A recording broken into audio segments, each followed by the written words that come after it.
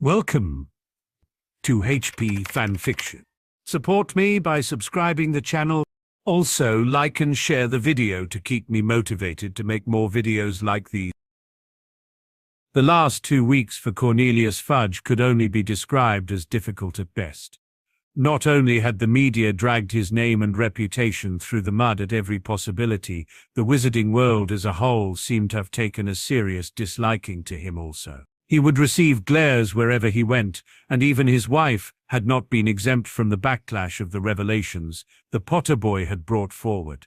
At first he had believed that the storm would merely blow over after some given time, but he soon learnt that he was deluding himself. He knew that irreparable damage had been done, and there was no salvaging his frayed political career. But he knew that he should be thankful. He should be thankful that his reputation in reality should be much worse. Cornelius had many skeletons in his closet, skeletons that had gathered since he took office almost 15 years ago, and these skeletons would show him to be much worse than the people currently believed. He wanted nothing more than to blame Potter for the past fortnight, and in a way he could make the justification to himself, barely. He could not, however, blame Potter for his own discretions and actions of the past decade and a half. The last fortnight had given Cornelius much time to think and reflect on his tenure as minister, and much of what he pondered was simply not pretty, and he concluded that he could blame the boy for nothing. Cornelius, too, had once been young and idealistic, even righteous, though not as tenacious or even savvy as Potter was. But he quickly found that idealism was nothing more than folly, and to be successful, you had to be able to compromise on your own ideology. There were far too many factors that would hinder the implementation of your ideas and desires. The wizarding world did not like change, and Cornelius and his ideas of righteousness had been quelled early on. He instead, without even realizing it, became what he had always despised in politics. Another puppet that had his strings pulled by another. Cornelius Fudge had been weak, and the weakness he showed had been exploited expertly by none other than Lucius Malfoy. A freshly named Minister Fudge had goals. He had plans that would prevent another rising of a Dark Lord, but those plans had been completely abandoned at the advice of his much more charismatic and politically savvy friend. Cornelius had taken office at a very difficult time, just after the fall of the Dark Lord, and the entire country was in disarray. Lucius had recommended restoring order, not a bad idea in all honesty, but that one idea had led to many others, and they in turn had led him astray into where he found himself now. The righteousness and idealism of the younger Cornelius had, without him even realizing, been neutralized effectively, and it had all started with his biggest weakness in life: gold. The ministry was poor, which meant that Cornelius was poor. The minister had the privilege of naming his own salary, which at first seemed a dream come true, but when he saw how little gold the ministry in fact had, it left him with quite the dilemma. He could take a large salary for himself and let the magical world suffer, or he could pay himself and his staff next to nothing and allow the wizarding world to have the much-needed gold. As a younger and much more righteousness man, Cornelius had opted for the latter. The problem was that he had always had quite expensive taste, and had a liking for the finer things in life. Cue the entry of Lucius Malfoy into his life. The man had simply hypnotized Cornelius with the amount of wealth he had, a wealth he seemed to be willing to share with the minister. At first it was simple gifts he would receive, but eventuality, the request for favors started to come in, and Cornelius knew that he owed the man. On reflection, he should have never even accepted the first gift, but as a man with expensive taste, but the coin purse of a pauper, the temptation had become too much, and it led him here. Over the years the gifts had only gotten bigger, and in turn the favors followed.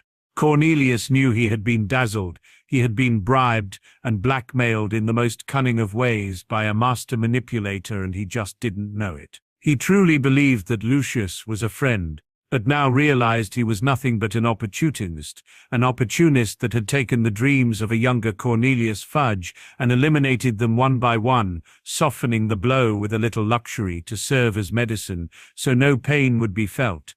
All Cornelius could do now was wait and see what havoc the storm would wreak. So far he had only experienced a light drizzle of the hurricane he deserved, and for that he could only be grateful. This had been unpleasant enough as it was, and he knew his reputation could handle no more. The way Cornelius saw it was that he had two choices. Firstly, he could simply continue as he had been until the moment he was booted from office, as a disgraced man, and leave behind a legacy of bribery and corruption. Or he could bring some justice to his younger self and be the man he dreamed of becoming. He would accept whatever consequences came his way, and he would do all he could to salvage something, no matter how small it was. The truth was that in order to face himself in the mirror again as a proud man, he had to make changes, and he needed to make them fast. He may not be able to change what he had done, but he could at the very least make reparations for them. Break. Dolores Umbridge sat in her ministry cell as she had been for the last 2 weeks. She had cursed herself repeatedly after she had woken and had been read the charges. The outlook was very bleak indeed.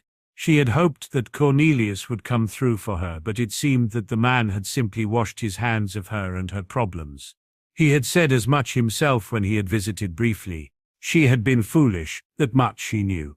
She did not regret what she had done to the little bastards, but she certainly regretted being caught. It was the fault of Potter, that was what she had concluded. She knew that tomorrow was not going to be a good day for her, and she could only hope that there was some kind of leniency given to her, though she did not know if it would be more merciful to be executed than to spend the rest of her days in this state. She had had her moments of madness in which her impending fate had overwhelmed her. She had begged and she had pleaded to every god imaginable, but it seemed that her prayers had fallen on deaf ears. She had even tried to will her magic to kill her itself, but to no avail. Dolores Umbridge was in a bind that there was no escape from.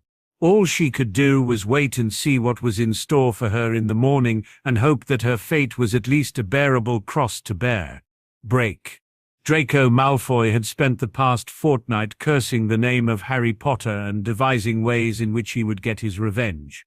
He was confident that his father would make his troubles go away, so had simply bided his time and was waiting for that moment. He was not nervous about the proceedings of the next day. He knew there was not a chance that his father would allow him to be locked away like a common criminal. He was in fact looking forward to facing the Wizengamot, most of which were friends and acquaintances of his family. He knew his father would make their lives miserable if they even considered convicting him. He was a Malfoy after all, and that meant he was untouchable. He smirked at what was to come, and was filled with glee at the prospect of ruining Potter for what he had done to him. He would only have to wait a few more hours, and then he would be free and he would make Potter pay. Break. Lord Voldemort was sat in his drawing room contemplating many things. Much of his time had been spent pondering the issue of Harry Potter. Not only had the boy defied the odds yet again, but he had begun making waves in the magical world that did not sit well with the man. The boy was becoming powerful, too powerful for the liking of the Dark Lord, and the need to hear the prophecy grew more and more as each day passed. He needed to know what it was he was facing. The Dark Lord feared no man, but there was something about Potter that made him feel uneasy, a feeling that he saw as unacceptable. He needed to know how much of a threat the boy was, and he had fortunately been given that opportunity. He had at first been furious with not challenging the boy to a duel, but quickly found that he was more curious. He realized it gave him the chance to see the progress of the boy and truly evaluate the threat he faced. If Nott were to succeed in killing the boy, then it would be a bitter pill to swallow, as he wanted nothing more than to personally right the wrongs the boy had committed against him. However, if the boy were to defeat the man, then he knew that he was progressing at quite a terrifying rate, and he would need to be eliminated as fast as humanly possible. If that were to happen, then the need to hear the prophecy would become desperate, not something that the Dark Lord would admit to anyone. He knew that Nott was one of his more skilled and powerful followers with a wand, and he knew that if Potter did best him, then he was indeed a formidable opponent, something which Voldemort had accepted as it was from the damage the boy had done in France. It was not an ideal situation for him, though. If Potter won, then it was likely that he would lose one of his best, and the worry of the prophecy would be much more significant. The thought alone gave him an inkling of fear. If not one, however, he knew it would be bittersweet. The boy would be dead, but then the Dark Lord would have the shame of being bested by the boy more times than he cared for. As far as he was concerned, once was too many. He would simply wait and see what the outcome of the duel would be. Either way, he knew he was going to be disappointed, but he could not decide which of the two he would rather face. Could he handle the shame better than he could handle the worry? That was a question he could not answer as things were, but he knew he would take either one in his stride, because in reality, Potter was a small part of his grand plan. A small part that could, however, ruin everything the Dark Lord had spent his life working towards. All Lord Voldemort could do was wait for what was to come and plan accordingly. Break. Albus Dumbledore was sat in his office, stroking the feathers of his phoenix, thoughtfully. He had been asked to return to the castle a few short days after Dolores Umbridge had been removed by Harry, and he was glad to be back. There was a lot, however, that was bothering the aged headmaster. He had read the testimony from the students at how truly terrible Umbridge had been, and the subsequent treatment they had received because of it. It did not make for pleasurable reading, and the man found himself saddened and even brought to tears by the plight of the children that were under his care. The fact was, they had been tortured and exposed to things that none should have faced, let alone those of such a young age. He himself had personally taken responsibility for teaching defense against the dark arts, hoping that he could repair some of the damage the woman had caused, and he found that he enjoyed teaching again, something that he had not done in many years. He remembered why he had first come to Hogwarts, and that was simply to share his knowledge with the younger generations and have time to improve his own.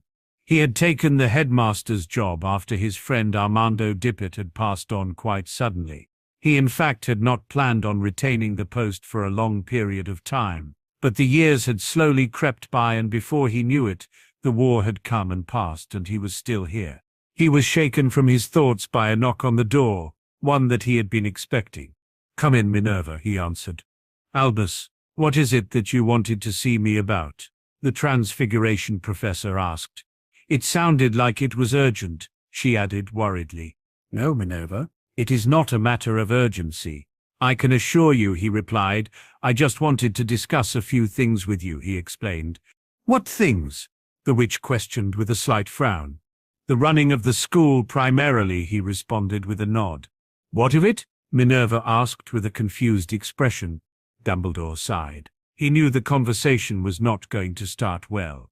"The simple fact is, Minerva, I am no longer fit to run the school to the standard that it deserves," he admitted sadly. "Nonsense, Albus," the woman stated firmly. "There is no one that can do the job as well as you," she affirmed sincerely. Dumbledore smiled at the faith that the woman was and always had shown him. "I thank you for your confidence, but you only need to look on the last 5 years to see that I am speaking the truth," he said knowingly. "My poor choice to house the Philosopher's Stone here," he counted off. "The opening of the chamber, the farce of a tournament, and most recently, the tenure of Dolores Umbridge," he finished with a disappointed shake of the head. "What are you saying, Albus?" the woman asked sadly. "Are you planning on leaving?" "My dear Minerva, Hogwarts is my home, and it is a place that I would leave very reluctantly," he spoke sincerely. "However, there are changes that need to be made. Tell me, you still enjoy your teaching very much, don't you?" he asked, throwing the witch off a little. "More than anything," she answered simply. "I thought as much," the headmaster replied with a smile. "As you know, the headmaster position is a full-time role in itself, and as you still enjoy teaching, I can only assume that you do not want the position," he stated questioningly. "I would accept it if I had to," she confirmed hesitantly. "That is why I have a proposition for you that I hope you will consider," he responded. Minerva raised an eyebrow at the man but waited for him to continue. "I myself have found my love for teaching again," he began. "I would very much like to continue teaching defense as you would with Transfiguration, so what I propose is that I and yourself share the responsibilities of headmaster and we can both teach," he explained. "I cannot do this job as it should be done alone any longer. It is time for some new blood, and this seems the best solution," he finished with a sad smile. "You really mean that, don't you?" the witch inquired disbelievingly. "I do, Minerva," he answered. It seems that it is for the best in the current climate. Then it seems as though we have much to discuss. Minerva lamented. Break. After the departure of Umbridge, the mood in the castle had improved significantly, and the occupants felt as though they could breathe for the first time since the year started. Add to the fact that Dumbledore himself was teaching defense, the students could not be in better spirits. The former members of Umbridge's inquisitorial squad had been punished very harshly for their transgressions. Most had been given detentions to pay their dues, and others had even been suspended. The Slytherins in particular were feeling the benefit of the removal of some of the house members. The fact that Malfoy and his cronies were no longer around made the common room a much nicer place to be, and the occupants of the snake pit were hopeful that the pompous idiot would not be returning. Daphne had never been happier. Not only had everything at school improved, but Harry had written to her every day since the night he had saved her again, and she had happily replied. She found that there was much more to the boy than the savior he appeared to be, and she truly liked what she had found out about the boy.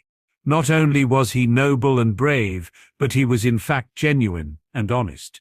He always asked about her and what she was doing, and actually took an interest. He was not self-centered and arrogant as most in her house believed, but he was actually quite sensitive and had his insecurities that she found endearing. He was just a boy, but a boy that had the responsibilities of a man way beyond his years. She looked forward to receiving his letters and found that no matter how good she felt in the morning, they would make her feel even better. There was certainly much more to Harry Potter than the eye could see, and she looked forward to getting to know him more. What she did know, however, was that she was already enamored with him, something that her best friend and sister would point out at every opportunity. She did not mind, however, although it annoyed her in the moment. She knew that they were happy for her and perhaps even a little jealous. The ribbing she got from them was nothing to what the boy made her feel. She herself, though, was insecure also. She could not help but think that he may only see her as a passing fancy, a way to kill some time. She did not understand how he could be so attentive towards her, when he could have any which he wanted. Those moments of doubt would plague her, but they would always be put to rest once she had read his letters to her.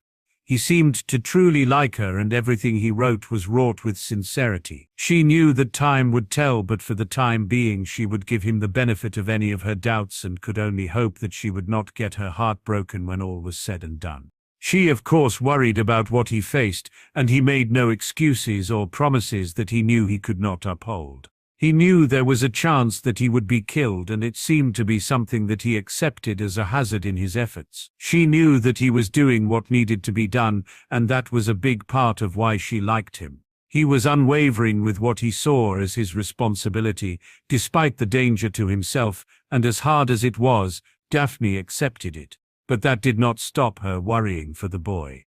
She knew that she was seeing a side to him that no one else had. He had been open with her about his dreams and aspirations, and found the simplicity of them appealing. He wanted nothing more than to be normal, have a career he enjoyed and a family he could love, something that he had never had before. He had even been open about the fact that he had killed people, but was not apologetic for it. He explained to her that he was doing what had to be done and he would not allow himself to feel guilty for it. He had even given her the chance to walk away from him if she was disgusted and ashamed by his acts.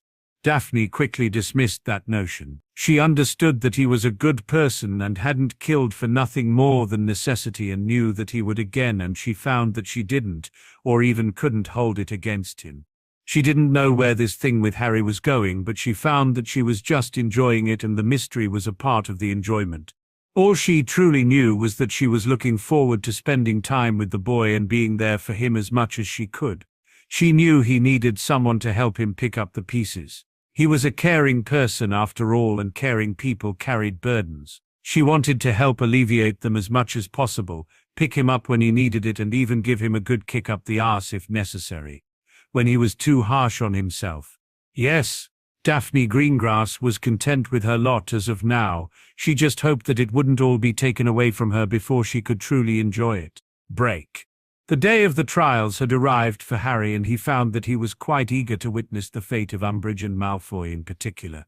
The media in recent days had been quite harsh towards Fudge and his leadership, much to the young man's pleasure, and the prospect of having the incompetent minister removed seemed much more likely a definite step in the right direction. On the advice of Arcturus, Harry had been preparing for his duel with Nott Sr. after learning the man could demand it takes place at any given moment. The older man had explained that as Harry had allowed him to choose when the duel would take place, it could be a wait as little as 10 minutes all the way up to an indefinite amount of time. The wait bothered him slightly, as he was keen to focus on the more important things he had to deal with, and knowing that a duel could be called at any moment was an irritation he would rather not deal with. He was, however, very confident in his ability to beat the man and knew that it was a perfect opportunity to send a message to Riddle. He had planned for little showmanship and had already decided that he would hold nothing back, ending the duel as quickly and effectively as possible. He simply wanted no questions to be asked about his fighting ability or any doubts that he would at the very least be able to trade blows with Tom suitably. He had spent a reasonable amount of time the past fortnight writing to Daphne, something he was at first not entirely sure why he was doing. This for Harry was different from writing to Fleur or even Hermione, and found that it had taken a little time to adjust. Fleur was of course very beautiful, but Harry found that he could not get past his first impressions of her. Although he had warmed to the Vila over time, she was still very haughty, and it was one thing the young man found unappealing about the woman, to the point of making her considerably less attractive to him. Hermione was to him just as he imagined having a sister would be. Yes, she had and was growing into a very beautiful woman, but he knew he could never get past the platonic nature of their relationship, and if truth be told, he wouldn't be able to tolerate her overbearing nature beyond what it was now. Daphne, he found, was different to them both. She was very beautiful, but it was not the beauty that he found most attractive. To him, that aspect of her was something more to appreciate about the girl. What did attract him to her was how she treated him, and just her general personality. She asked about him and how he was feeling. She understood that he was, above all else, a regular person with all the feelings that any have. She did not see him as nothing more than a hero, as most did, and had since he entered the wizarding world, but she saw him as Harry, the 15-year-old who was shouldering a heavy burden. She asked how he was coping and how he was feeling about things, and it felt easy for him to open up to her because there didn't appear to be any other reason for her asking, other than the fact she was interested and looking out for him. The only other time people seemed interested in how Harry Potter was feeling was when he had just managed to either survive an encounter with Riddle or he had just completed some over-the-top and ridiculous feat. The only other person other than Daphne that had taken an interest in his welfare was Sirius, and Harry understood how rare people like that were in his life. It was not just her caring nature that he admired about her. She was clearly intelligent, and he knew she was powerful, having seen her manage to produce a corporeal Patronus. She was witty and had a great sense of humor, something he had missed out on his entire life. But above all else, she was genuine. She spoke to Harry as he knew she would anyone else. She was not speaking to a hero, nor was she speaking to the boy who lived, but she was speaking to Harry as he had wanted since learning about his past from Hagrid. She would offer him advice, and she was not afraid to give him a verbal bashing if she thought that he needed it, which she obviously thought he often did. Harry appreciated it, though, because it wasn't a Hermione-like lecture in which she would make him feel like a child, but it was a much-needed prod to pull himself together. He thought that after he had opened up about his killings that she would be quick to judge and condemn him for his actions, but she had truly understood why he had to do what he was doing. He could tell that she was not exactly comfortable with it, but she did not hold it against him, and even went on to explain that it was certainly rather them than him, which warmed him considerably. He did not know what would happen between them, but he was certainly enjoying their missives and found that each evening he looked forward to receiving a letter from her. He entered the drawing room to find it unusually empty. He wondered where the older man was and quickly spotted a scribbled note left on the table. Potter, we were called in early to review the evidence. Trials start at 9 a.m. Don't be late and sit in the public gallery. As a key witness, you are not allowed to vote and say nothing unless you are addressed. Baron A.O. Black. Harry found the final formality of the note amusing, knowing that the man did things no other way. He took his breakfast alone and prepared for the day ahead, hoping that it was not a long and drawn-out process. The guilt of the people was obvious in his mind. He just hoped that there were no unexpected surprises. He was sure that Fudge had been subdued adequately and could not interfere in the proceedings. He did not, however, have the same faith in Malfoy or his associates. After dressing in a simple black jumper, jeans and brown shoes, he apparated to the ministry with plenty of time to spare, wanting to get a good seat. He entered the chamber in which the trials would be held to see the seats slowly beginning to fill. He knew it would be a full house today. He managed to find a suitable seat close to the front of the public gallery and waited for Dumbledore to begin. Much to his surprise, Jonathan Greengrass entered the room escorting his wife and Daphne. Upon seeing Harry, he approached him with the two ladies trailing just behind him. "Good morning, Harry," he greeted the young man warmly. "I was wondering if I might ask if you would be so kind to sit with my wife and daughter and act as their escort for the morning," he asked, with a bow. Although the man had greeted him informally, Harry was aware that the request he had made was in fact formal, so he stood before responding. "It would be my pleasure, Jonathan," Harry replied with a bow. "Thank you," the other man intoned with another smile. "I'm sure today will be very interesting," and Daphne requested that she be allowed to attend, and as a victim, I could hardly refuse. He finished with an exasperated chuckle. "Don't worry," Harry said reassuringly. "I will try my best to keep both of them out of trouble," he offered with a grin, to which the women simply raised their eyebrows at him. "It appears to me, Lord Potter, that it is you that needs to be kept out of trouble," Ophelia retorted. "I am sure myself and my daughter can be trusted to behave. You, on the other hand, are questionable," she added with a smirk. "And you live with these two willingly?" Harry questioned Jonathan in faux horror, causing the man to laugh. "You have no idea how much I look forward to September 1st every year," he responded, shaking his head in mock anguish. "We both know you secretly cry in your study, Dad, or not so secretly as it goes." Daphne cut in, causing her father to flush slightly. "I am going to take my seat before I am embarrassed further." "Good luck, Harry, you will need it with these two," he finished. "That I do not doubt," the young man mumbled. "Excuse me, Potter, did you just say something?" Daphne questioned, quirking her eyebrow at the boy. "Only how pretty you look when you frown," he returned, causing the girl to frown at him in disbelief. "Just like that," he pointed out, seeing the change in her expression, causing her to blush slightly. "Just show us to our seats, you idiot," she replied, playfully with a slight giggle. "Of course, ladies," he complied with an elaborate bow. "I think it is us that need luck with him," Ophelia muttered to her daughter as she took her seat. "He does have a certain charm, though, I suppose," Daphne responded, causing her mother to smile knowingly. "That he does," she conceded with a nod. Harry took the opportunity to take a look around the room to see who was in attendance. He was not surprised that Nott Sr. and the parents of Crabbe and Goyle were present. What did surprise, however, was that Lucius Malfoy was not in his regular place at the minister's side. He was sat in the opposite stand to Harry, looking very nervous, as was Narcissa, who was sat with him. It seemed that even the Malfoy gold had not been able to sway things in the man's favor for once.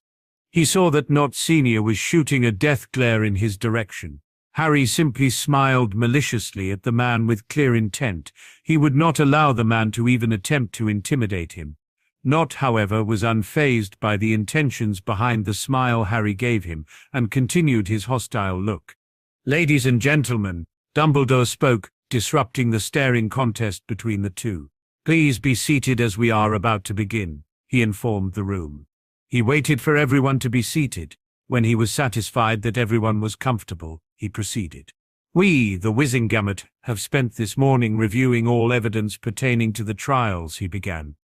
"We will begin with the 3 Aurors who were in attendance at Hogwarts while certain crimes were carried out under their supervision of the castle. Please bring them in," he instructed. A side door opened, allowing the 3 men and their Auror escorts to enter the chamber. Each suspect was sat and bound in chairs placed at the center of the room. "Auror John Dawlish," Dumbledore addressed the man. "You stand accused of facilitating and allowing the assault of several students and the torture by the use of a regulated item on 23 students. How do you plead?" he finished questioningly. "Not guilty," Dawlish spat vehemently. Very well, Dumbledore replied casually. We have already reviewed the evidence, and we will now vote, he informed the man. Those who find the man not guilty, please raise your wands now, he instructed. Only around 8 wands were raised, not even close to gain the man his freedom. Those who find the defendant guilty, Dumbledore asked. The remaining 34 wands of the Wizengamot were raised. I was only carrying out orders, as was my duty. Dawlish shouted angrily. Be that as it may, what you did was highly illegal and reprehensible. Dumbledore responded. You as an Auror should have known that what you allowed to happen was wrong, he added, shaking his head disappointedly. Cornelius, if you would please deliver the sentence, he requested of the minister, who cleared his throat. John Dawlish, due to your crimes, I hereby revoke your Auror badge and release you permanently from the Department of Magical Law Enforcement, he explained to the furious man. You will also be sent to Azkaban as a low-grade prisoner for 3 years. Consider this very lenient. We took your usual exemplary record into account, he finished. The man was then led from the courtroom, very angry at his fate, sputtering about the injustice he had received. Auror Robert Michaels. Dumbledore spoke out once more. You stand accused of facilitating and allowing the assault of several students and the torture by the use of a regulated item on 23 students. How do you plead? He finished in the same tone he had addressed Dawlish with. Guilty, the man answered, hanging his head in shame. Very well, Dumbledore responded. Cornelius? Robert Michaels, due to your crimes, I hereby revoke your Auror badge and release you permanently from the Department of Magical Law Enforcement, he explained. As you have admitted your guilt, you will serve a 2-year sentence in Azkaban as a low-grade prisoner, he concluded. The man just nodded and accepted his fate without question. He allowed himself to be escorted from the room without any fuss. Auror Triton Selwyn, Dumbledore called, causing Harry to snap to attention at the name. You stand accused of facilitating and allowing the assault of several students and the torture by the use of a regulated item on 23 students.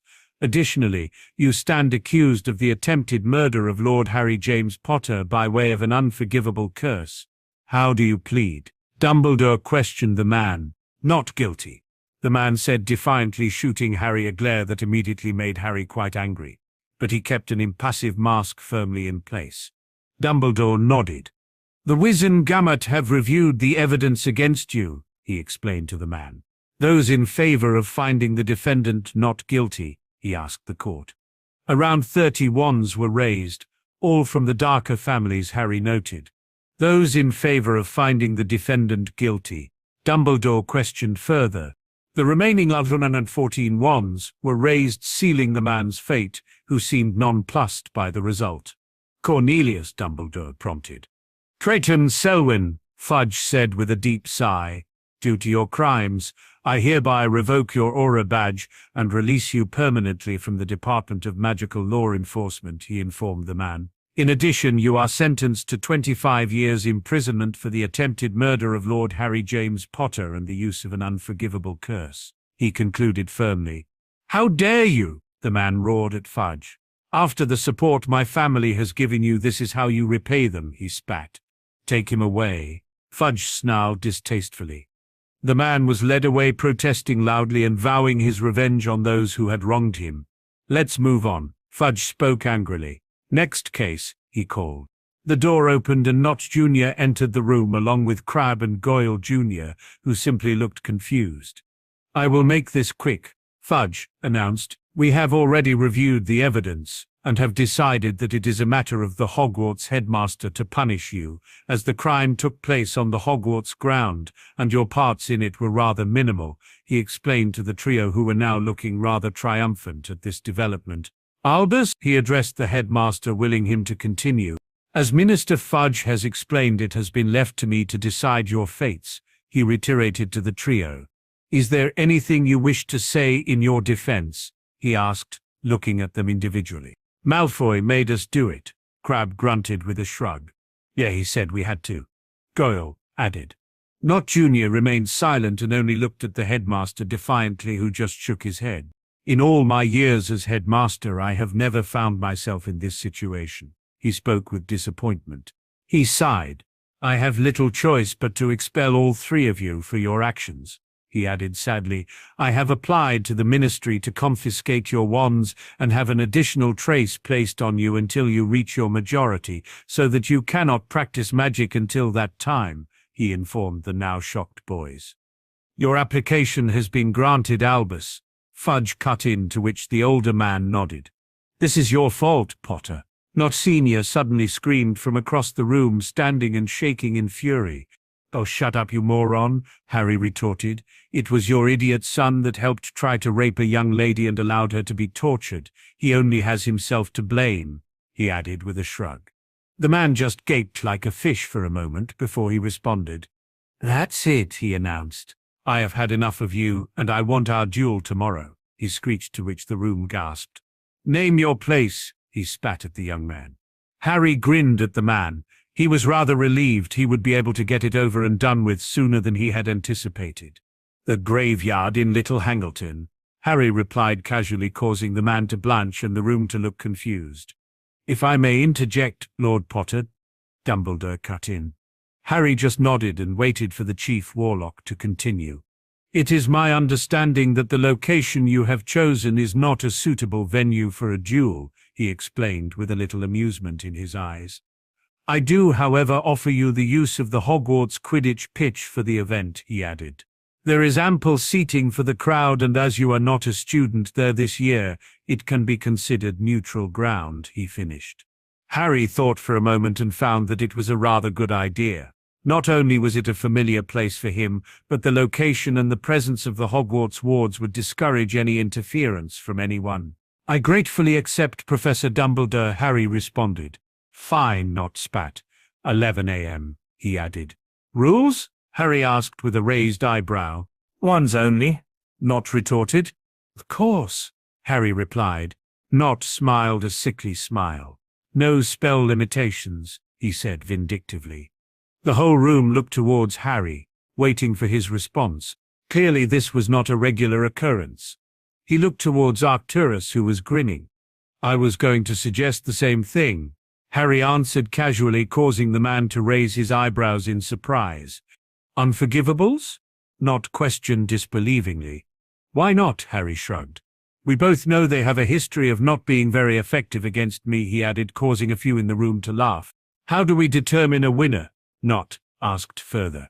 Until the other cannot continue, Harry suggested.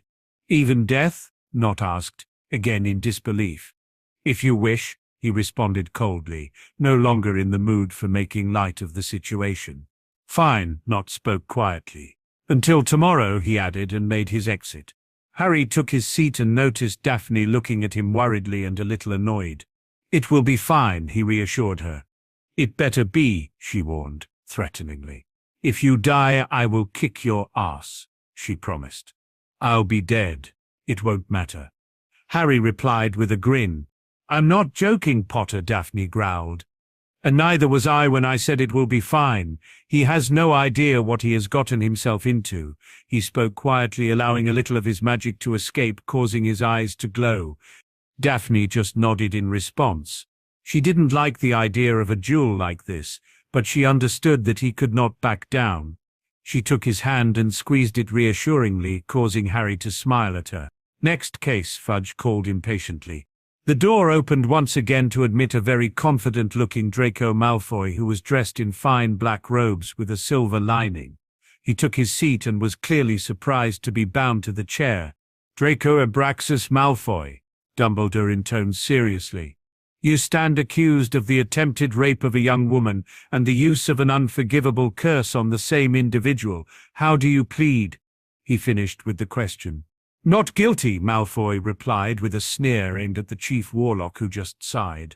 We have already reviewed the evidence against you, and all that is left is to determine whether we find you guilty of the accused crimes or innocent, the old man explained. Do you wish to say anything in your defense? He asked the boy. I was under the imperious curse, the blonde replied arrogantly. And pray, do tell us who would place you under the curse. Dumbledore asked with a raised eyebrow. I don't know, but I am being set up. Malfoy responded, clearly confident in his excuse.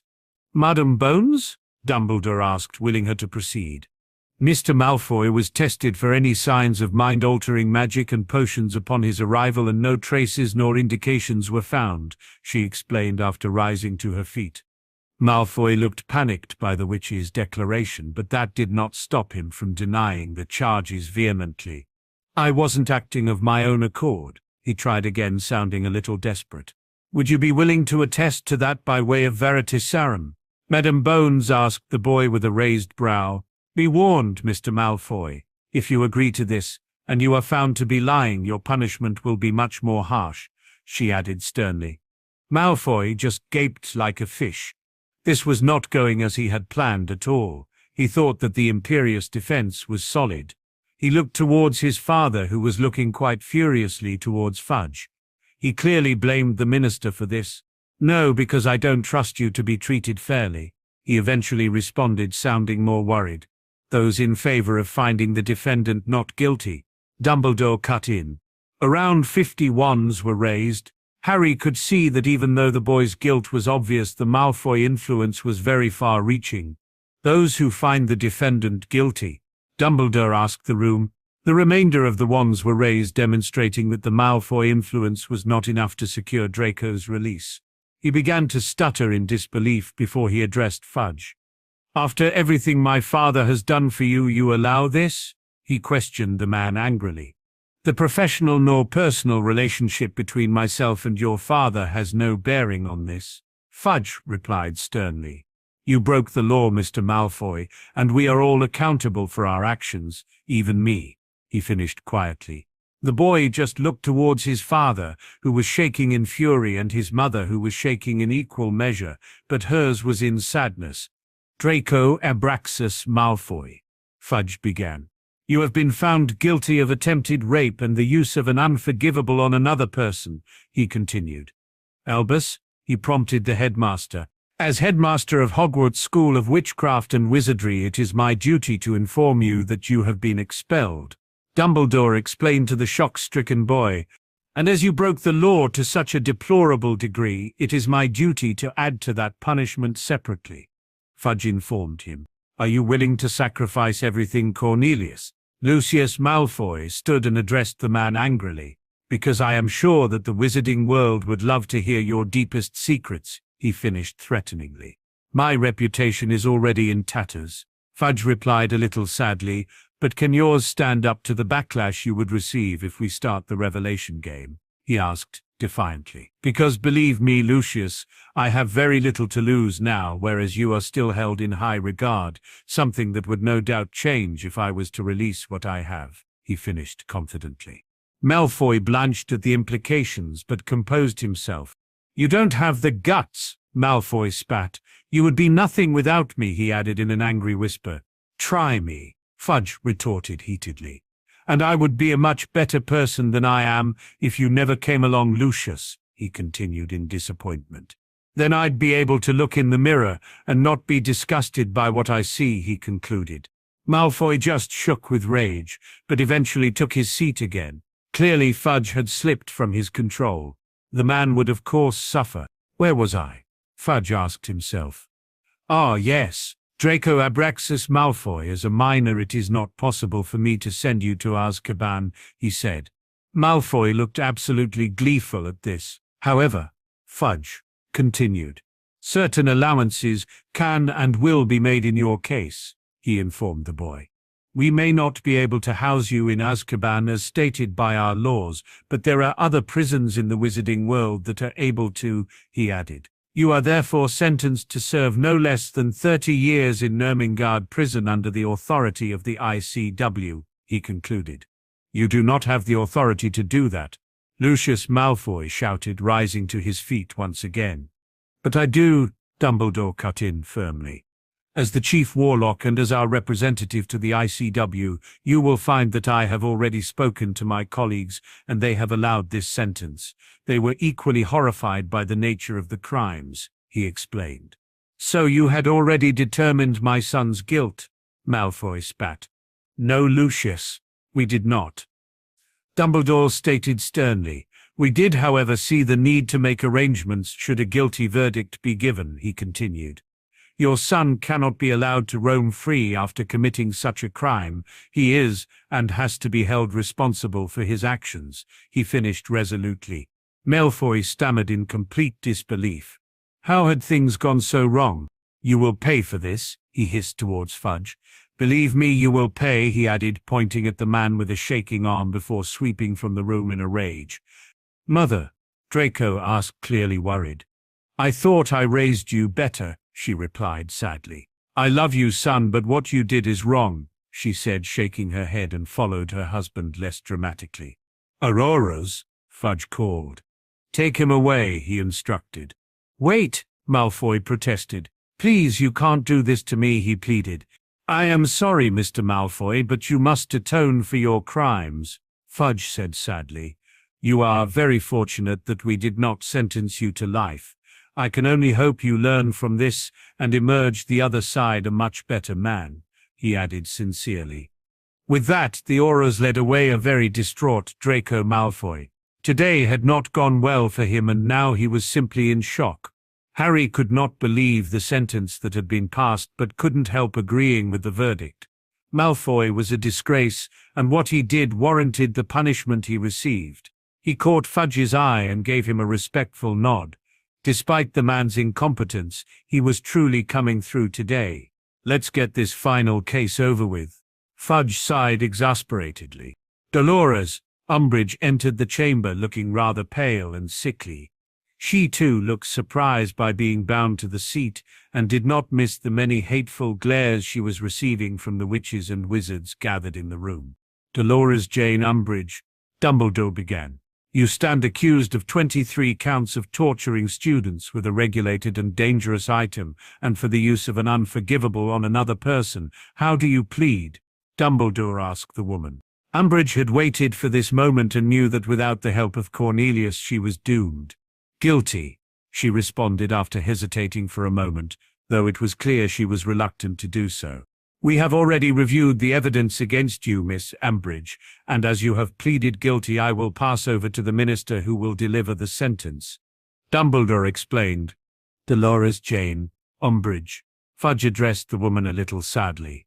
"You are hereby sentenced to life in Azkaban," he told her. "I must say that I am very disappointed," he added, "and I am sorry if I in any way implied that such things were allowed," he finished, shaking his head. Dolores Umbridge just nodded. She had not expected anything less in the circumstances. She was angry at Cornelius and at Potter, but she knew that she only truly had herself to blame. It was her laxity and her indulgences that had gotten her here. She held her head high as the Aurors led her away. She would maintain her dignity at the very least. "That concludes the proceedings for today," Fudge announced, and left the room quickly. "The ferret got what he deserved," Daphne mumbled bitterly. "They all did," Harry responded with a nod. "It seems that Fudge has gotten a wake-up call somewhere along the line," he added, thoughtfully. "You would be just as surprised as me," Jonathan cut in as he joined the group. "He would not usually be so professional," he finished with a frown. "Well, it ended as it should have, even though Malfoy should be kissed by the Dementors," Ophelia intoned. "Yes. Well, at least he didn't get away with it," Jonathan responded. "Now we have to get this young lady back to school," he added, indicating his daughter. "We will see you tomorrow, Harry," he said to the younger man. "You are coming to watch?" Harry questioned. "It's been many years since I saw a duel like this one promises to be," Jonathan said, clearly looking forward to it. "Then I will see you there," Harry replied with a grin of his own. "Daphne," he said, placing a kiss on the girl's cheek. "Now I don't know who I want to win," Jonathan muttered with a shake of his head. "One man is a scumbag, and the other has intentions towards my daughter," he explained, with his eyes full of mirth. "Dad," Daphne exclaimed. Ophelia slapped her husband on the shoulder. "Would you rather there was a less noble man vying for our daughter's affections?" she asked, leading her husband away. "Mum," Daphne whined in horror, clearly wishing the floor would swallow her. Harry was amused as he saw Jonathan pale at his wife's question and began stuttering incoherently. "I'm sorry about them," Daphne muttered quietly, clearly embarrassed by her parents. "Don't be," Harry dismissed with a shrug. I'm sure he doesn't really want me to lose, he added with a grin. You better not, Daphne replied firmly. Harry pulled her into a hug which she happily returned. I won't. I don't fancy being dug up to have my ass kicked, he declared in amusement, causing Daphne to chuckle. I would do it too, she assured him with a grin. I have to catch them up, she said sadly. But I will see you tomorrow. I'd rather you weren't there, but I know you will be regardless of what I say, he responded knowingly. I will see you tomorrow, he said, placing another kiss on her cheek. Daphne left, followed shortly by Harry after he shared a nod with the headmaster. He had a duel to prepare for after all. Break. The students had just finished their evening meal and found themselves to be perplexed by a perceived announcement that the headmaster was about to make. It was unusual, as the man only addressed the students at feasts or to inform them of something important. He raised his hands to gain the silence of those assembled.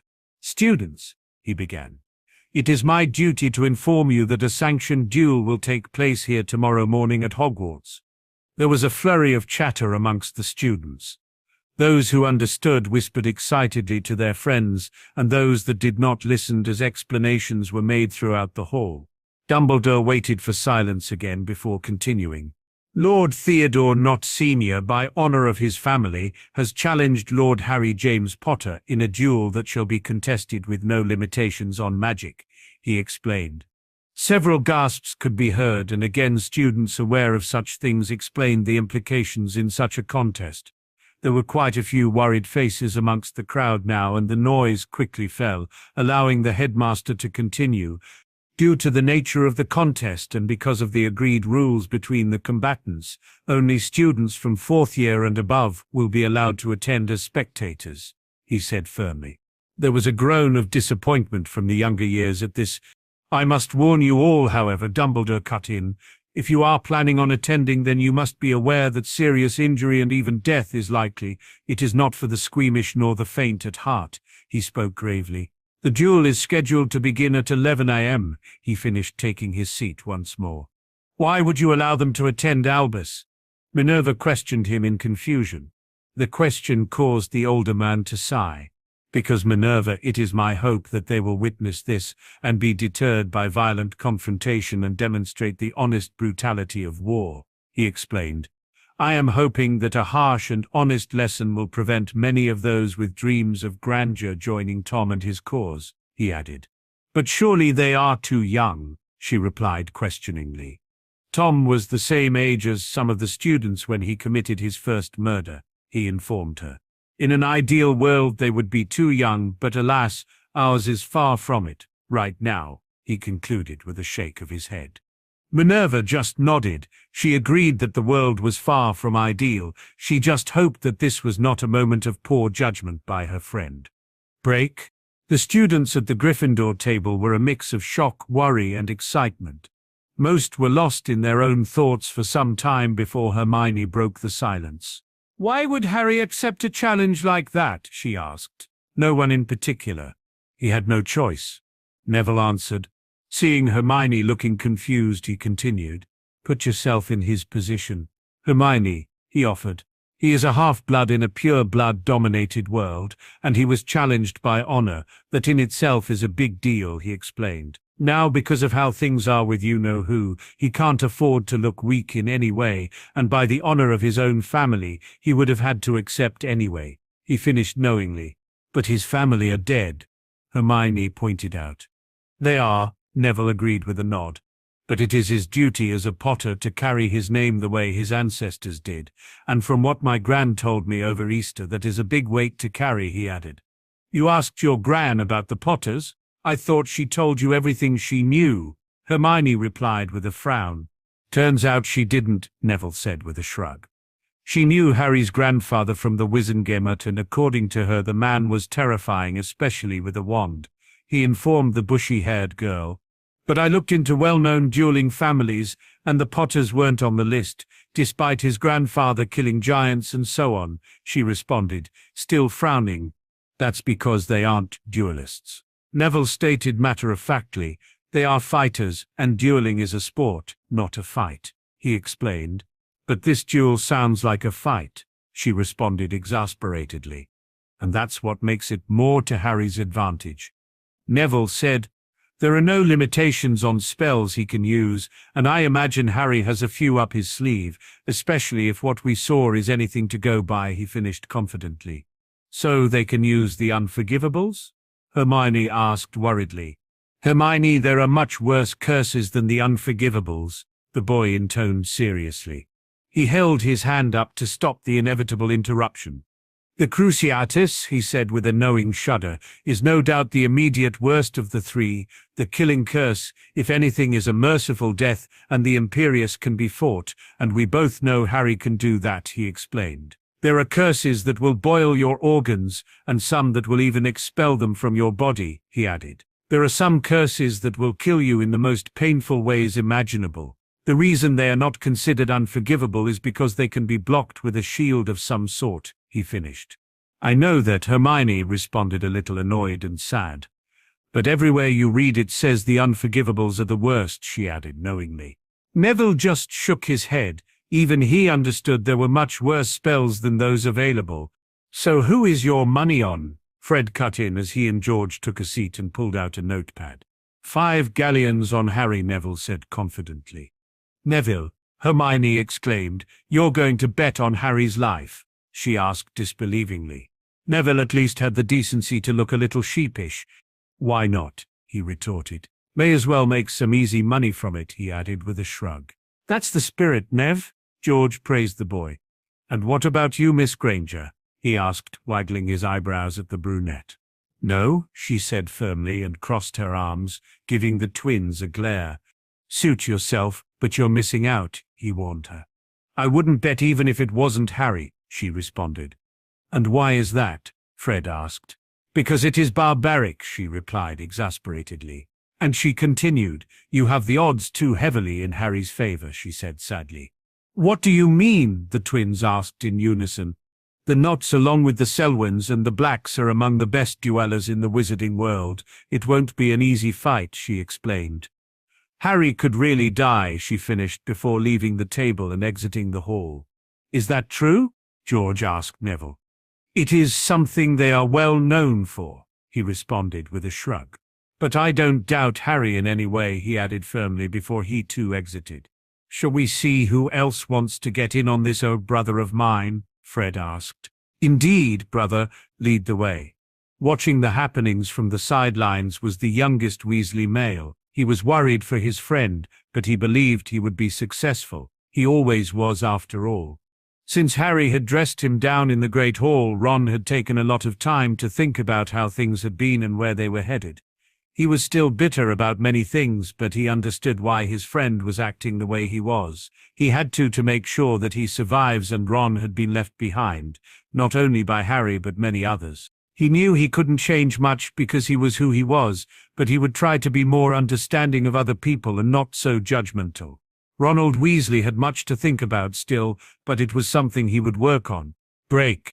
The reaction at the Slytherin table was the most diverse in the hall. Most of the house were grateful to Potter for getting rid of Malfoy and his cronies, but they knew they could not openly support the boy, not that many of them would. The former members of the Inquisitorial squad were gleeful at the prospect of seeing Potter trounced by Not Senior. There were 3 at the table, however, who were not interested in that opinion. "You knew about this, didn't you?" Tracy questioned her best friend, who just nodded casually and continued eating. "And you didn't think to tell us," the brunette continued, clearly frustrated. "You know now, don't you?" Daphne pointed out. Tracy huffed at her friend. "You're not worried?" she asked. Daphne sighed and pushed her plate away. "I am," she admitted quietly. "But he knows what will happen if he dies," she added with a frown. "You threatened his corpse, didn't you?" Astoria piped up with a grin. "I might have," her sister responded, inspecting her fingernails. "Don't you think you should cut him some slack?" Tracy tried with a raised eyebrow. "No," Daphne answered firmly. "Oh, Daphne really likes him," Astoria teased. "Shut up, Tori," Daphne responded heatedly. "It's not like she was lying. You have been writing to him a lot," Tracy pointed out. "And you say his name in your sleep," she added quietly, causing Astoria to choke on the mouthful of food she had just taken a bite of. "Oh, please tell me that is true," she begged the older brunette, who just nodded and giggled. "I do not," Daphne bit back hotly, but started to blush despite her denial.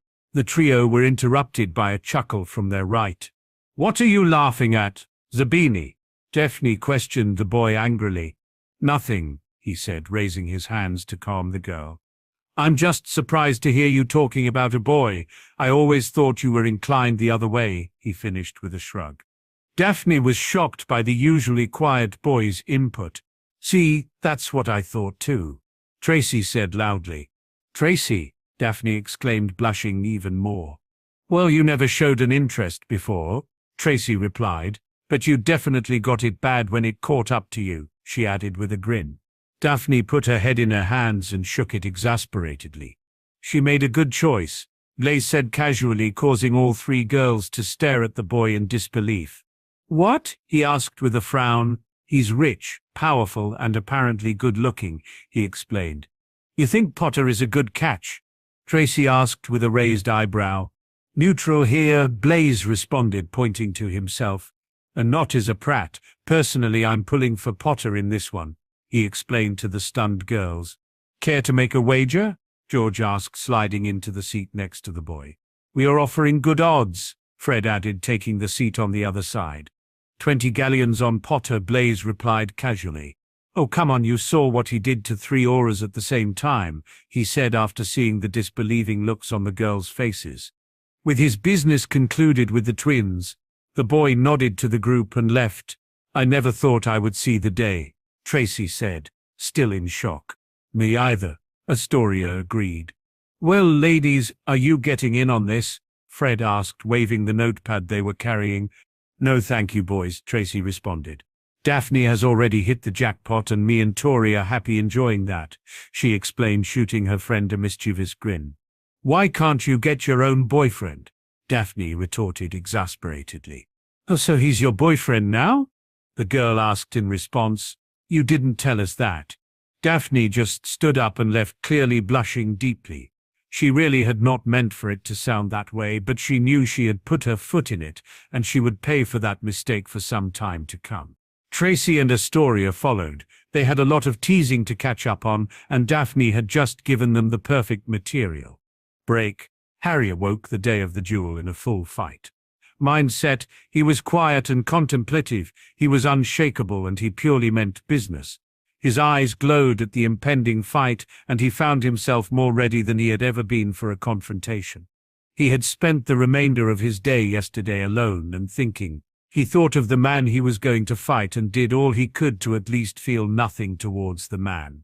He knew it was best that he was impassive in his approach to the duel and the man he was facing. Killing the man was not something he was particularly keen on doing, but he would not hesitate if it was deemed necessary in the moment. He thought of all the reprehensible things the man had done and taken part in under the guise of a Death Eater. Harry knew you did not get the mark by any feat of morality. Those with the mark were murderers, rapists, and just simply vile people. He thought of what had happened over the years to many people, perpetrated by those that carry that mark, and that he knew the man he was fighting had been involved in some of those atrocities. He would show no mercy to a man who had not given it to those he had killed and those he had trespassed upon. If necessary, he would kill the man. He saw it as justification for what had happened to himself and many others. He knew that was what his grandfather would do, and he knew that his mother would not hold it against him. He knew that it was him or it would be himself, and he would be damned if he were to fall to that man. He knew he needed to send a message to Tom also. That message being that his followers would get no mercy from him. He would hold them all in equal contempt, and he would take them down one by one if he had to prevent them from continuing to do what they had for decades. He got dressed in his continued silence. He wore a khaki green t-shirt with black combat trousers and some white trainers. He wanted to be as loose and comfortable as possible. Today was not a day to impress with his sense of fashion. It was a day that business held precedence over all else. He made his way to the drawing room to take in a light breakfast. He would eat a bigger meal after the duel if he won. Arcturus watched the boy and was impressed at how calm and collected he was. He could see the intent in his eyes, and he nodded his approval. "Are you ready?" he asked, breaking the silence. Harry just nodded. He heard the question, but he was in no mood for idle chat this morning. Good, Arcturus intoned. Now remember, do not hold back at all. It is time to show these bastards what you are made of, he instructed firmly. It would probably be better if you do kill him. It will be one less, he added. I will if he makes me, Harry responded neutrally. At the very least he will regret his challenge. He continued, allowing some of the pent-up magic to radiate from him, his eyes glowing brighter. He will be trying to kill you, Arcturus pointed out knowingly. Then he will die. Harry retorted indifferently. Arcturus just looked at the boy, a boy who was quickly becoming a man, and quite a terrifying one at that. He wouldn't openly admit it, but he was proud of him, especially when he thought back to when he first arrived, almost a year ago. It was then he realized that the boy truly did not need him anymore, and that thought saddened the older man a little. The last year had not been easy, but the boy had given him further purpose, and he found the adventures he had shared with him were enjoyable and among the best times he had had in many years. Arcturus Black had found something to be proud of at long last, and it was the grandson of his best friend and his little sister. The man was content for the first time in a long time, and he had no doubt the boy would be successful. He had taught him just about everything he could, and now his fate was in his own hands. He stood and placed a hand on the younger man's shoulder. Honor thy blood, Potter, he spoke sincerely before leaving. He wanted to get a good seat after all. I will, Harry whispered, and steeled himself one final time. Break. The stands in the Quidditch stadium at Hogwarts were filled to capacity, and further seats had been added to accommodate the crowd that had come to witness the duel. Witches and wizards had poured in from all over the country and beyond to watch the altercation between the two. Word had clearly spread quickly, and it seemed the entire wizarding world had wanted to be in attendance. The crowd watched as Not Senior entered the stadium to a mixture of boos and cheers. The man simply ignored them all and watched the opposing entrance to the stadium in which Potter would enter. He waited only a few minutes before the boy entered, to much more cheers than he had received. Not had to admit the boy had an unsettling presence, but he would be intimidated by the legend that was Harry Potter. Today he would prove the boy had been nothing but lucky, and when it came to a duel, he was far superior than the half-blooded bastard. Break.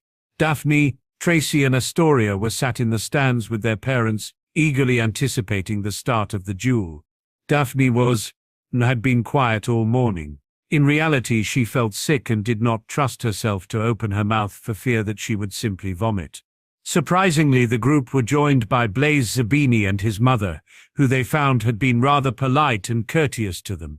Blaise had even offered the girls a reassuring smile and again stated his belief that Harry would be victorious. They watched as Not Senior entered the stadium and saw that he looked rather calm, despite what he was facing. They watched Harry enter shortly afterwards and could see that he was ready. The glow of his eyes could be seen by any who cared to look, and if truth be told, it was rather eerie. There was no doubt that Potter cut the impressive figure. That is Harry Potter? Mrs. Zabini asked, in disbelief. My, he is growing into a fine young man, she added with a predatory leer. Mum, Blaise said weakly, he is the same age as me, he pleaded.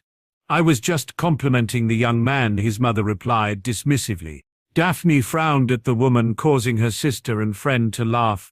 Blaise shot her an apologetic look. I'm sorry, Blaise spoke sincerely. Did I say something wrong? Mrs. Zabini asked with a raised eyebrow. Not at all, Daphne is just protecting what she wants. Tracy replied, causing the group to laugh. Not today, Daphne said hotly, but she blushed anyway. Oh, come on, Daph, Tracy pleaded. You're not going to deny it, especially after what you said yesterday. What was it again? She asked rhetorically. Oh, yeah. She tried to continue, but found her mouth covered by her friend's hand. If you say it, I will permanently stick your lips together, Daphne threatened, waving her wand under her friend's nose, who was laughing at her reaction. Okay, I won't say a word. Trace surrendered. It looks like they are starting now, she added. The group turned to watch. Clearly Harry and the other man had just had a conversation of some sort, but were now both backing off for the duel to begin. Break. A very nervous group of friends were gathered in the stands where the Gryffindor students were sat. They had watched the two enter but had remained silent. It was not until they could be seen having a conversation that the silence was broken by Ron. "What do you think they are saying?" he asked. "I'll bet they aren't bidding each other a good morning," Fred said knowingly. "Lord, look at his eyes," he instructed, pointing at Harry. From where they were sat they could clearly see the green glowing orbs of their friend. "How does he do that?" Neville asked. "It is a trait of powerful wizards." Hermione cut in knowingly. "It is a way to demonstrate power, but Harry is not forcing it," she pointed out. "He looks relaxed, so it is just his magic reacting naturally," she explained. The others just shrugged in reply and watched as the two began backing off, neither taking their eyes off the other. Break. Harry entered the stadium, ignoring the crowd entirely. His eyes were firmly fixed on the other man. He walked forward without hesitation. "Ready to die, Potter?" "Not spat." "I've been ready since last June," Harry answered casually. "Are you ready to die for your non-existent family honor?" Harry asked in reply. "My family has honor, unlike you, you half-blooded little shit," the man responded heatedly. "It's funny how you hold my blood status against me when you spend half of your time with your lips puckered on an arse of a half-blood," Harry said, causing the man to balk and look confused. "Oh, you didn't know," Harry continued, in amusement. "The man who you bow to is a half-blood. His real name is Tom Riddle. His father was a muggle," he explained triumphantly. "You dare," the man hissed. "You dare insult the Dark Lord. I will make you suffer like the blood traitor Weasleys," he spat. It was Harry's turn to be caught short. "Oh, I was there," Nott continued. "I heard the screams," he added. Harry could feel the rage boiling within him now. "They screamed like children when we set that ward device off. I certainly enjoyed it," he finished gleefully, seeing that he was getting to the boy. The bright glow of his eyes gave away his anger, and angry people were clumsy in a fight. "Who?" Harry asked, dangerously. "As if I would tell you," Nott retorted. "Not that you will live through this anyway," he finished confidently. "Oh, you will tell me," Harry mumbled and began backing away. He was finished talking. Any thoughts of mercy had now been abandoned by the team. He was going to kill the man. There was no longer any debate on the matter in his mind. But first he would get the man to talk. Any means necessary. Theodore Nott Sr. was going to suffer for what he had done to the red-headed family. Harry heard the projected voice of Dumbledore cut into his thoughts and listened to what the man had to say. "Ladies and gentlemen," he began, "it seems that the two combatants are ready. You may begin as you please," he instructed the two. Harry wasted no time and immediately began firing powerful bludgeoners and bone breakers at the man. He followed up with a few darker curses from his black knowledge, designed to incapacitate the man. Nott Sr. quickly conjured a powerful bright gold shield that would protect him from anything short of the unforgivables. It was draining, but Potter had left him little choice.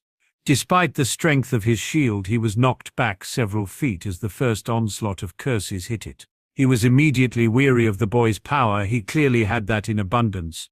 He waited for a lull in the spells before he dropped the shield and began firing his own in return, which the boy dodged with ease. He was impressed by the grace and the speed of the boy. He was indeed a formidable opponent.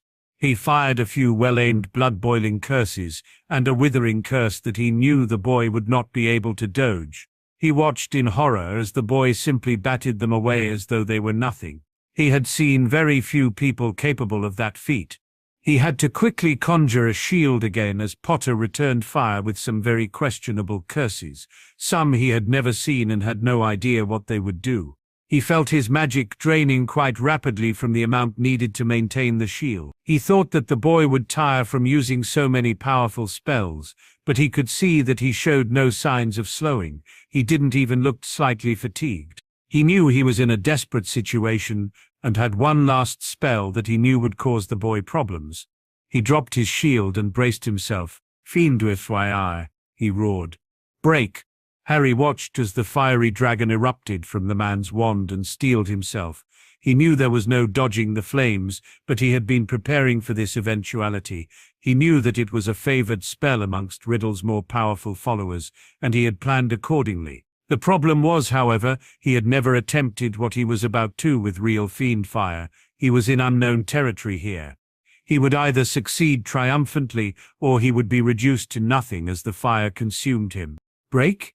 Amazing, Mrs. Zabini whispered in awe as the group watched Harry dodging and batting away the lethal spells. He is.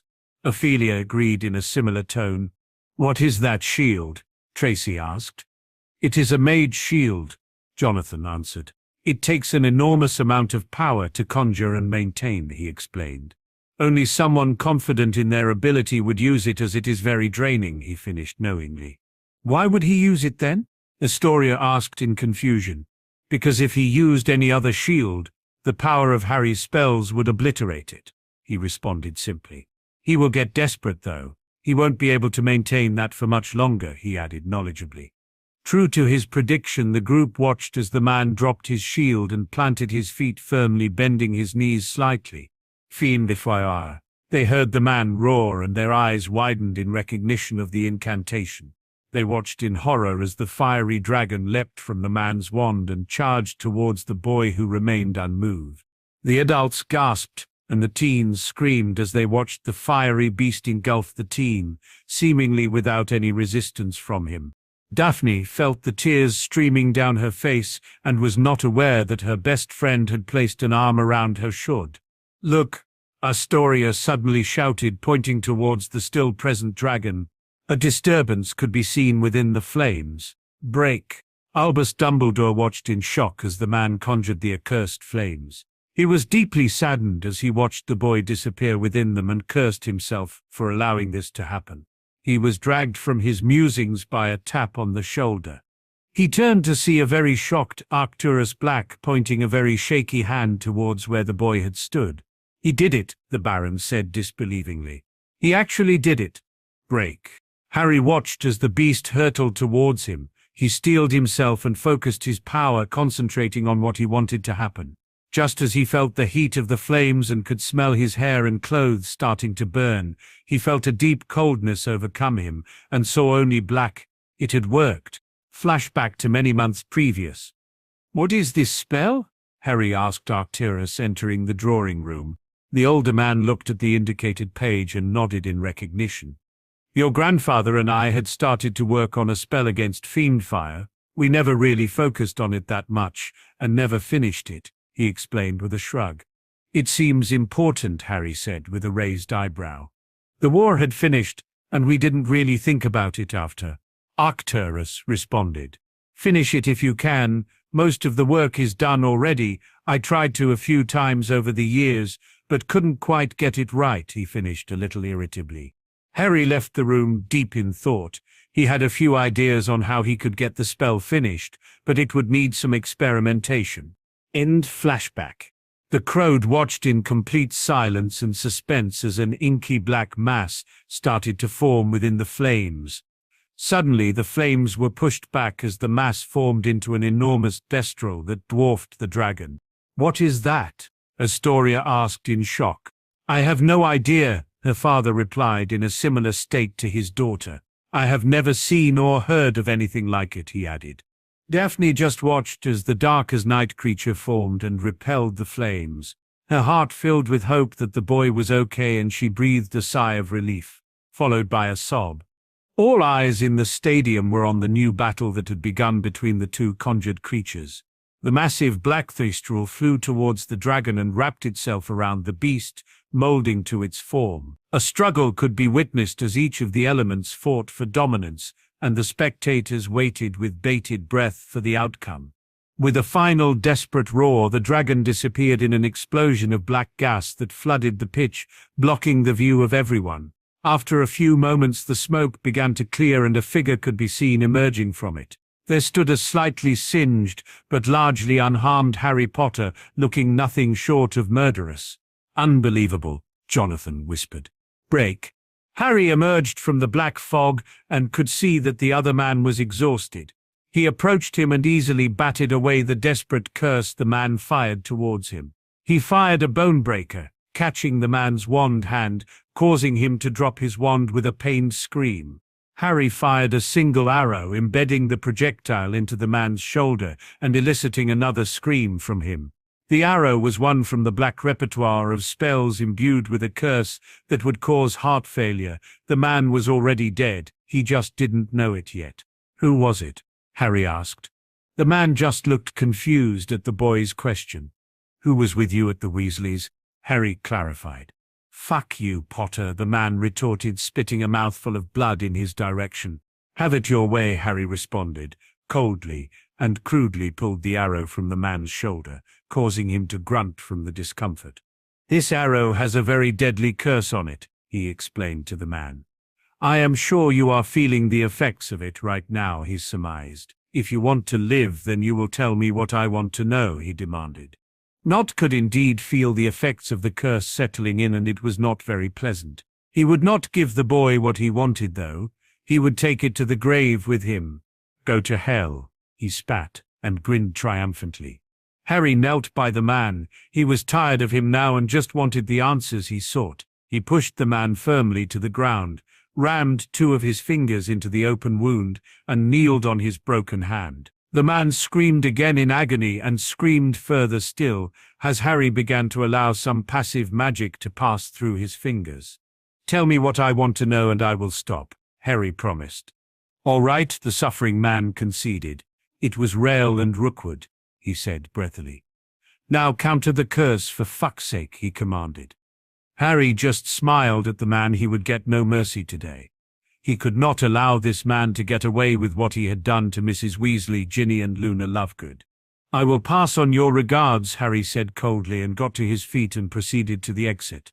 He was almost at the door when he heard his name screamed in anguish.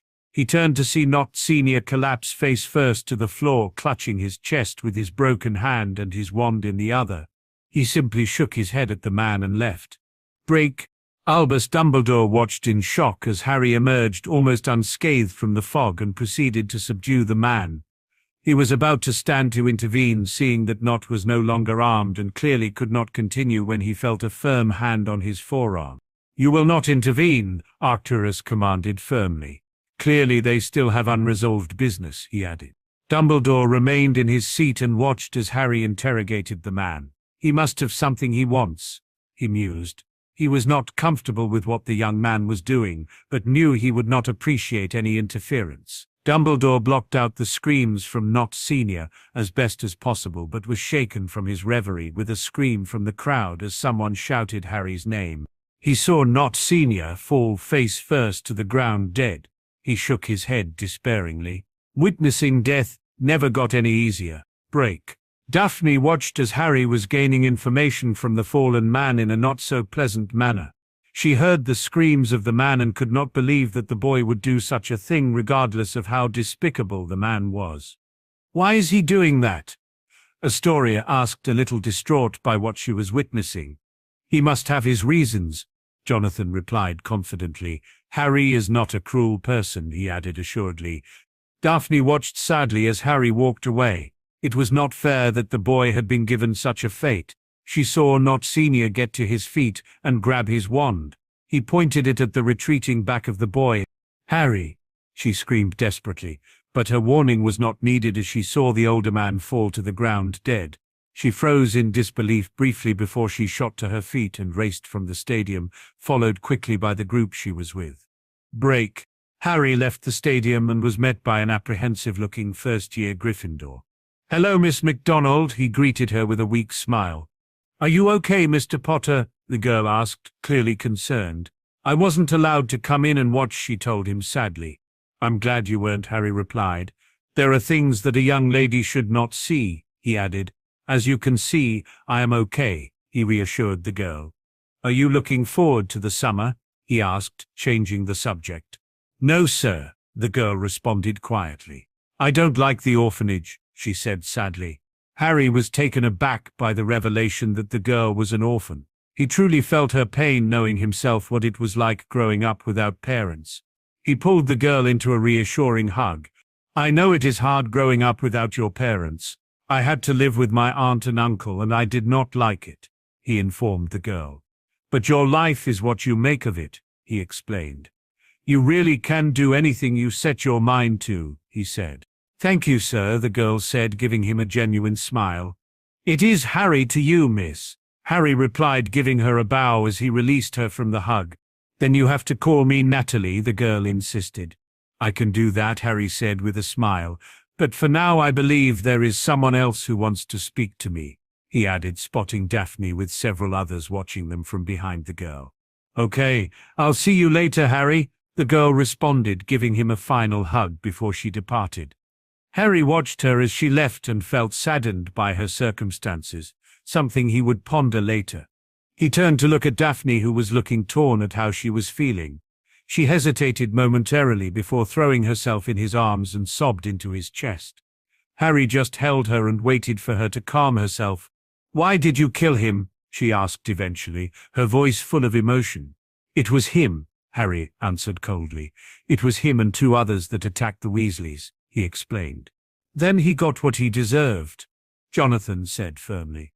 Well fought, Harry, he added. I will certainly never doubt you and your ability. Harry just nodded. He wanted nothing more than to be alone right now. He pushed Daphne away and kissed her on the cheek. All right, he promised, and he walked away and disapparated the moment he had passed through the gates.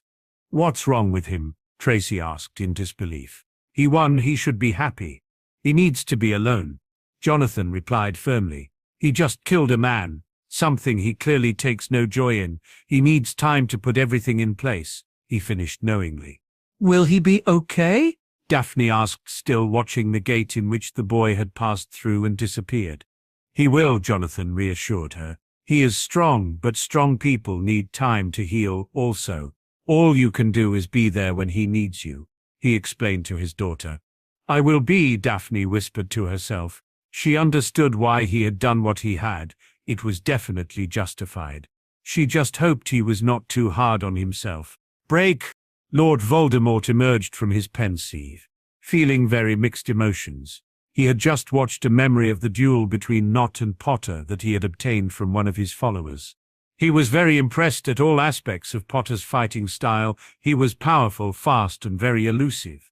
In addition, he was ruthless and non-hesitant, and had some serious skill as demonstrated by how he had dealt with the fiend fire. He had never witnessed a spell like it. He knew that he had to duel the younger man sooner rather than later, before he could become a true threat to the Dark Lord. He shuddered at the thought of the boy being left unchecked. The thoughts of the prophecy would haunt him until he could obtain it, something he needed Potter for. Lord Voldemort was concerned, and his concern was increasing. Something had to be done about the boy. The students that had been meeting since the beginning of the school year had congregated in an empty classroom on the 2nd floor of the castle after exiting the stadium. They had not planned this meeting, but it seemed they had need to discuss what they had just witnessed. They simply stood in silence for some time before Hermione spoke. I wasn't expecting that, she almost whispered, shaking her head. What were you expecting? Neville asked. You heard Dumbledore point out that there were no limitations, he added. But I didn't recognize most of those spells, and he used fiend fire. Harry should have been burnt to ashes. As far as I know, there is no spell that can do what he did, she said rapidly. Hermione, you will never be able to know or learn every spell there is, George explained. Most spells, especially ones like those, can't be learned from books you can buy. I'll bet that most of that was family magic, he continued. Hermione just bit her lip worriedly. She thought that she would be able to hold her own in a duel, but after witnessing what she had, she knew she had no chance. I don't think I could do that, fight like that and use magic like that, she said, breaking from her own thoughts. The majority of the group nodded their agreement. I could, Fred broke in. Upon seeing the looks of surprise on the faces of those gathered, he continued. After what happened to Mum and Ginny, I wouldn't think twice, he said firmly. I guess that's why Harry can do it and make it look so easy. Just look at everything he has been through and what has been done to him, he explained. You know who killed his parents, he pointed out. If that doesn't explain why to you, then you have never had someone close to you killed by him or his nutters, he finished. I could too, Neville piped up, much to the surprise of the room. My parents were tortured into insanity by his followers, he informed them. The people in the room were not aware of this, and they all gave a look of sympathy towards the boy. My parents were killed fighting him, Susan Bones interjected. I wouldn't have a problem with it. Are you all forgetting that Harry killed that man in cold blood? Ron said exasperatedly. He had clearly already won, using a lot of dark magic too, and he still killed him, he added, shaking his head. He's turning dark, like I said, he finished a little sadly. Ron had truly hoped that he had been wrong about his friend, but what he had seen today proved otherwise. He killed him for you and your family, you prat. An angry voice sounded from the door. Daphne had found the group and was now shaking in rage at what the younger Weasley had said. What? Ron asked, gaping at the revelation. He was one of the ones that killed your mother and your sister, she pointed out. What he did for you and because the bastard deserved it, so just shut up with your judgment before you understand, she finished angrily. He did that for us?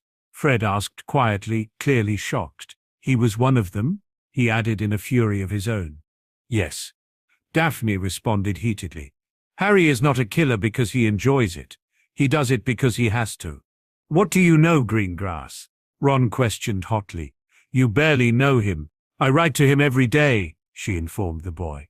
When was the last time any of you wrote? She asked, accusingly. He's not the same person you used to know, that I can guarantee, she added knowingly. Ron and Hermione in particular were looking guilty.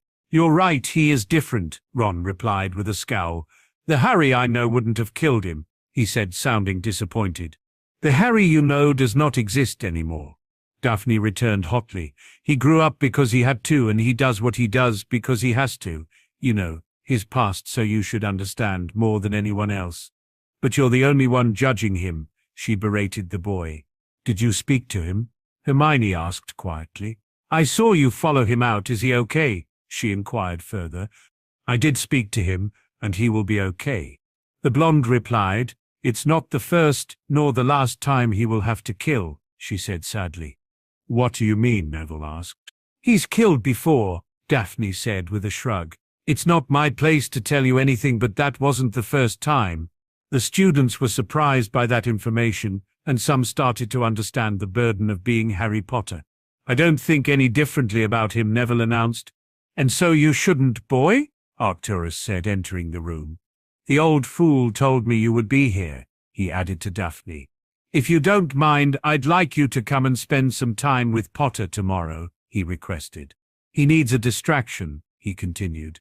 I spoke to your parents and Dumbledore and they agree, he finished. What do I say to him? Daphne asked weakly. You say nothing, you just be there for him. Arcturus explained. I watched a good man like him lose himself, and the last thing any of us need is for that to happen. Daphne nodded. I'll be there for him, she assured the man. Good, Arcturus said simply. This portkey will bring you to the house at 10 a.m., he informed the girl, handing her a wooden black crest. He turned to leave when he was stopped by an angry voice. This is your fault, Ron shouted at the man. You're the reason that Harry is how he is now, he said, pointing an accusing finger at him. Arcturus looked at the boy critically before responding. Potter is what he is because that is who he always should have been and would have had he been raised properly, he retorted. I watched that boy when he was a 14-year-old weakling stand against the Dark Lord the night he came back, he continued. The whole room was paying attention to what the older man was saying. He fought well for someone who had piss-poor training, and even though he lost, he stood tall and looked that bastard in the eye and still told him to go and fuck himself, he added proudly. I watched him as a child be tortured time and time again, and he refused to die on his knees. He looked the man in the eye and laughed at him, he continued further. Potter has always been who he is, he just didn't know it until then, he finished. What is your interest in Harry? Hermione asked after a moment. Your family isn't exactly known for being light, she added quietly. The boy is of my blood, Arcturus said simply. You all see him as a Potter, because that is the name he carries, but he has just as much black blood in him as he does Potter, he pointed out. Hell, the boy looks like my line, he added, but any other reasons are my own. He knows them, and that will be sufficient for you, he said firmly. And Potter may fight for you all, But he is not light. He merely fights for what is right, and killing that bastard is what is right, and that is his right," he concluded. When no one said anything, he gave them a final piece of advice. "Potter does not need to be judged by you. He needs your support, and as his friends you should give him that at the very least," he explained. "If you are not willing to kill or be killed for your cause, then you have no business on a battlefield, but there are lots of other ways you can help," he finished firmly, and exited the room. "He's right," Hermione said in realization. "If we can't fight, then we can do other things to help." "Such as?" Hannah Abbott asked. "We can make potions and learn healing spells," Hermione replied with a shrug. "I'm sure there's lots of other things we can do," she added. The group took some time to think of what else they could do to help other than fight. "We need to write to our brothers," Fred and George cut in. The students bid their farewells to each other and headed to their common rooms. They had all been given a lot to think of, and they also had their orders and newts to study for respectively. The following week would see the start of their exams, and none of them felt ready. With the excitement of the day over with, they had time to focus on them now. Break. Harry returned to the house after disapparating and immediately felt better. He released a deep breath and took a moment to compose himself. He did not feel bad at all for killing Nott, and that's what seemed to be bothering the young man the most. It was the first time that he could have saved a man he fought so ruthlessly, but he didn't. He knew it was the revelation that the man had been a part of the group responsible for murdering the Weasleys that made him take it in his stride as he was. It just surprised him at how detached he felt about it. "Roll and Rookwood," he muttered to himself. "Those bastards were next." He removed his charred clothes and showered. He cast a few healing charms on his skin and added a little burn salve on the more tender parts of his flesh. He knew he had been fortunate that his burns had not been much worse, considering the fact the man used fiend fire. Although not completely unexpected, it gave way to thoughts of how reckless the man had been. If he had poor control of the spell, many people could have been injured, young witches and wizards included. Harry had certainly gotten the measure of morality possessed by Tom's followers. It was non-existent. He now knew the time had come to bring him into the open, and although he knew he couldn't beat him, the world deserved to know the danger that it was facing. It would at the very least give them a chance to prepare as much as they could before it was too late and they were simply attacked in the streets or in the dead of night, the way Tom liked to operate. His musings were interrupted by the arrival of Dobby, who appeared with a small pop in the room, looking very tired. "Harry Potter, sir," the elf began with a bow. "Dobby has emptied the room, sir, and the goblins is working on selling the valuables, sir," he explained. "Thank you, Dobby," Harry said with a soft smile. "If you could return anything to the room that is not valuable, I would appreciate it," he intoned to the elf. "Yes, sir," the elf replied with a salute before popping away. Harry made his way back to the drawing to see if he could get a late lunch. It seemed that Elgar had foreseen his needs, and a bowl of soup and some bread were already waiting for him. He sat and ate, realizing that he was very hungry, something he hadn't felt until he began eating. He had just finished eating when Arcturus, with a gentle crack. The older man looked at the boy contemplatively and nodded in satisfaction before taking a seat. "You weren't hit with anything we didn't see, were you?" he questioned the teen. "No," Harry said, shaking his head. "He didn't get me with anything," he added. "Good," the older man replied. The two sat in silence for some time before Arcturus could no longer bear it. "What are you feeling?" he asked. "Nothing," Harry answered simply. "I don't feel anything." The older man just nodded. He knew as long as the boy hadn't started to enjoy the killing, then there was no issue there. "Do you feel better?" he continued. "He was one of them who got your friends." "It wasn't about me feeling better," Harry responded, shaking his head. "It was about what he deserved. If there wasn't so many people watching, he would have gotten much worse," he explained seriously. "Justice, then." The older man agreed with a nod. "That's all," Harry confirmed. The silence took hold again, and this time it was Harry who broke it. "Tomorrow," he said. "We will draw him out tomorrow night," he explained. "I thought as much," Arcturus responded. "You have a guest coming in the morning, though. You need some time to just relax. You won't last if you don't have some time to just have some normality," he added firmly. "This is normality for me," Harry mumbled. It doesn't have to be, Arcturus intoned. If you want what you see on the streets day to day, then you have to take it, Potter. I imagine that after having the life you have had, that is the thing you want more than anything else, he questioned. It is, Harry answered. That is all I want, he added more firmly. Then you take it, Arcturus stated. If your dream is that simple, then it makes you a better man than many. It is a noble dream, and one I can't find fault in, he said appraisingly. Harry nodded. Who is coming tomorrow? He asked. Miss Greengrass will arrive at 10 a.m., the older man explained. Harry nodded and smiled at the thought. It would be nice to spend some time with Daphne. He drew his wand and sent off 2 separate patronesses to inform the others of the plan. Tomorrow would be interesting at the very least. If Tom did not show himself, then Harry would have to call him out publicly, something he was not keen on. It would not do to be tarred with the same brush that Dumbledore had been all year. He needed the man to be seen by the eyes of many and not for them to hear what would be perceived as the ramblings of a teenager, and after his actions today, he was not sure how he would be received by the public. Break. Albus Dumbledore was sat in his office replaying the day in his mind. Young Harry had been impressive. There was no doubt of that. The old man was satisfied at how the young man had conducted himself, even if he did not agree entirely with his method. It was something that Albus could not consider doing himself, but he understood the necessity for such actions during times of need. He knew Harry had his reasons, and he would not question them. That was not his prerogative nor right to do so. He sighed sadly at the burden the boy carried. He wished more than anything that he was capable of shouldering the responsibility for him, but he simply wasn't. Even in his younger years, he doubted that he could carry such a load even half as well as the young man was. I will help you any way I can, my boy, he mumbled to himself. Fawkes trilled in approval at his companion's sentimental vow, causing the older man to smile.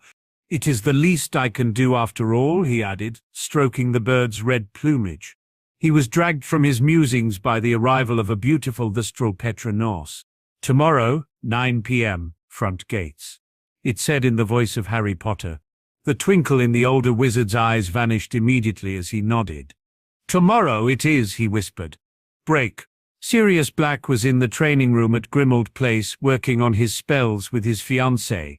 Although he could not teach her the family magic he had learnt, there was still much he could show her, having been a fully qualified Auror before his unlawful imprisonment. He found that she was still a very gifted witch, and her physical strength was something to behold, one of the few benefits of lycanthropy. After witnessing his godson in the duel today, Sirius knew he had a lot of ground to cover.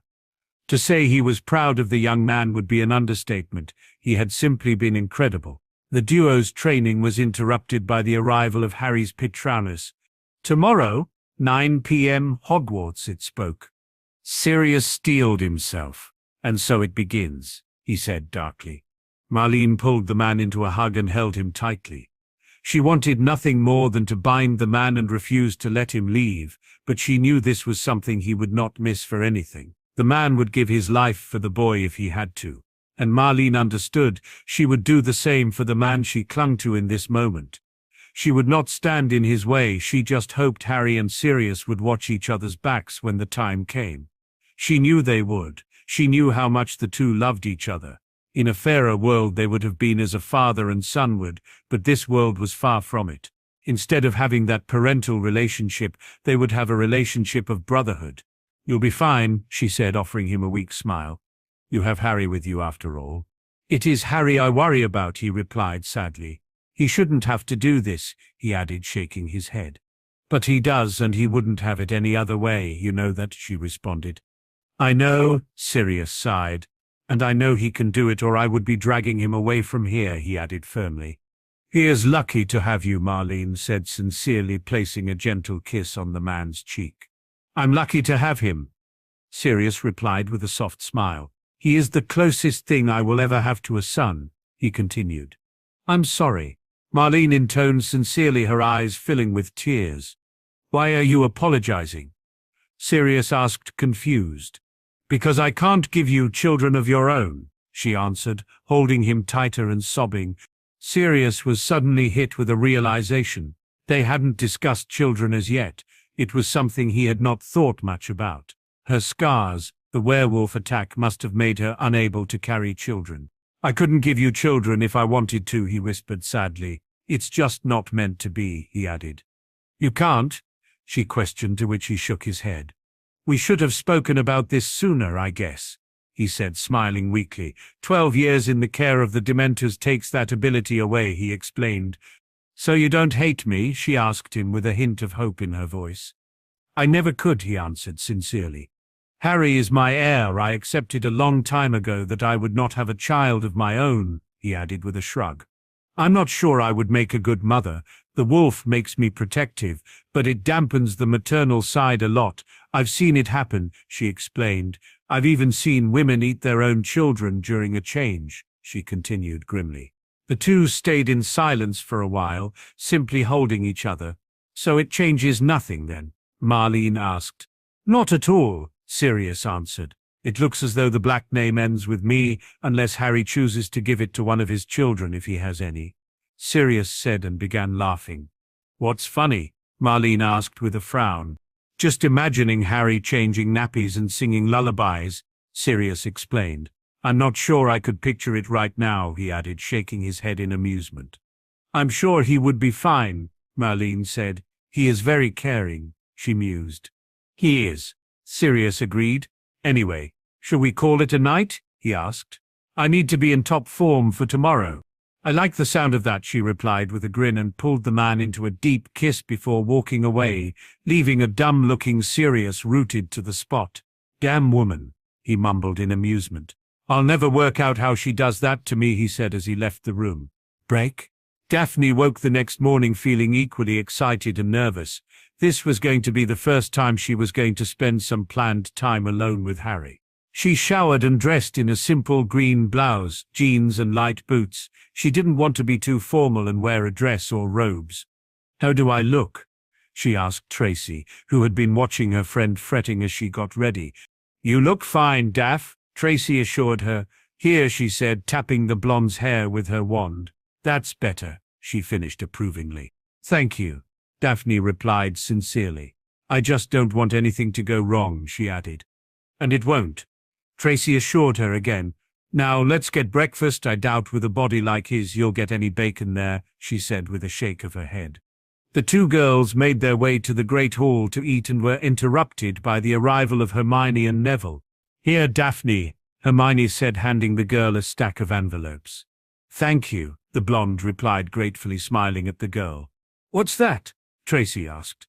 "Well, seeing how Harry reacted to everything yesterday, I thought it would be nice for people to write him letters or notes so he knows we don't hold anything against him for what he did," Daphne explained. "That's really nice of you," Tracy intoned thoughtfully. "I'm sure it will mean a lot to him." Daphne blushed. "I'm sure the papers won't be so nice about it," she mused. "When are they ever?" Hermione said, sounding irritated. "Tell him that we all miss him and I'm holding him to his promise of a visit," she added with a smile. "I will," Daphne responded. "And thank everyone for me, will you?" she asked of the other girl, who nodded to the request. "And tell Lord Potter that the House of Longbottom supports him and offers our hand in friendship and kinship." Neville cut in, formally handing a surprised Daphne a roll of parchment. "I'm sure he will appreciate it," Daphne said to the boy with a slight bow. "Thank you," she added appreciatively. "Daphne, it is almost 10, Tracy interjected, indicating the time on her watch. "Shit," Daphne half yelped, jumping to her feet in time to feel the pull of the portkey in her pocket. "Albus, did Miss Greengrass just activate a portkey?" Minerva asked, slightly confused. "I see you are becoming familiar with the wards," Dumbledore replied with a smile. "She had my permission to use it. She is going to visit Mr. Potter. I apologize for not informing you. It seems that old habits do die hard," he mused. "I will be sure to inform you in the future," he finished with a bow. "She is going to visit Potter?" Minerva asked, surprised. "It seems that they are becoming rather fond of each other," Dumbledore answered, his eyes twinkling in happiness. He is much more like his grandfather than I realized," Minerva muttered in amusement. Break. Daphne landed in a beautifully decorated drawing room and was immediately greeted by Arcturus. "Miss Greengrass," he greeted her with a bow. Potter will be with you shortly, I'm sure, he explained. Please take a seat and I will see where he has gotten to, he finished before leaving the room. Daphne took a seat and tried to calm her nerves. She didn't know why she was so nervous, but she had never felt an apprehension like it. Before she could dwell too much on how she was feeling, the door opened and Harry walked in. She immediately stood and pulled him into a tight hug, much to his surprise. I thought you would hate me, he said, pulling her into his arms. No, Daphne said softly. My dad explained everything. I don't hold it against you. You did what you thought was right, and that's all that matters, she responded reassuringly. Here, she added, handing the stack of letters Hermione had given her. Everyone wants you to know that they support you and miss you, she explained. Thank you, Harry said sincerely. What would you like to do, he asked her. Well, you could give me a tour, she suggested. That would be a good start, he replied. I'm sorry I've never spent time with a girl like this, he added apologetically. So your trip to a Vila conclave was a rumor? Daphne spoke teasingly with a raised eyebrow. Partly, Harry said, dragging his hand through his hair nervously.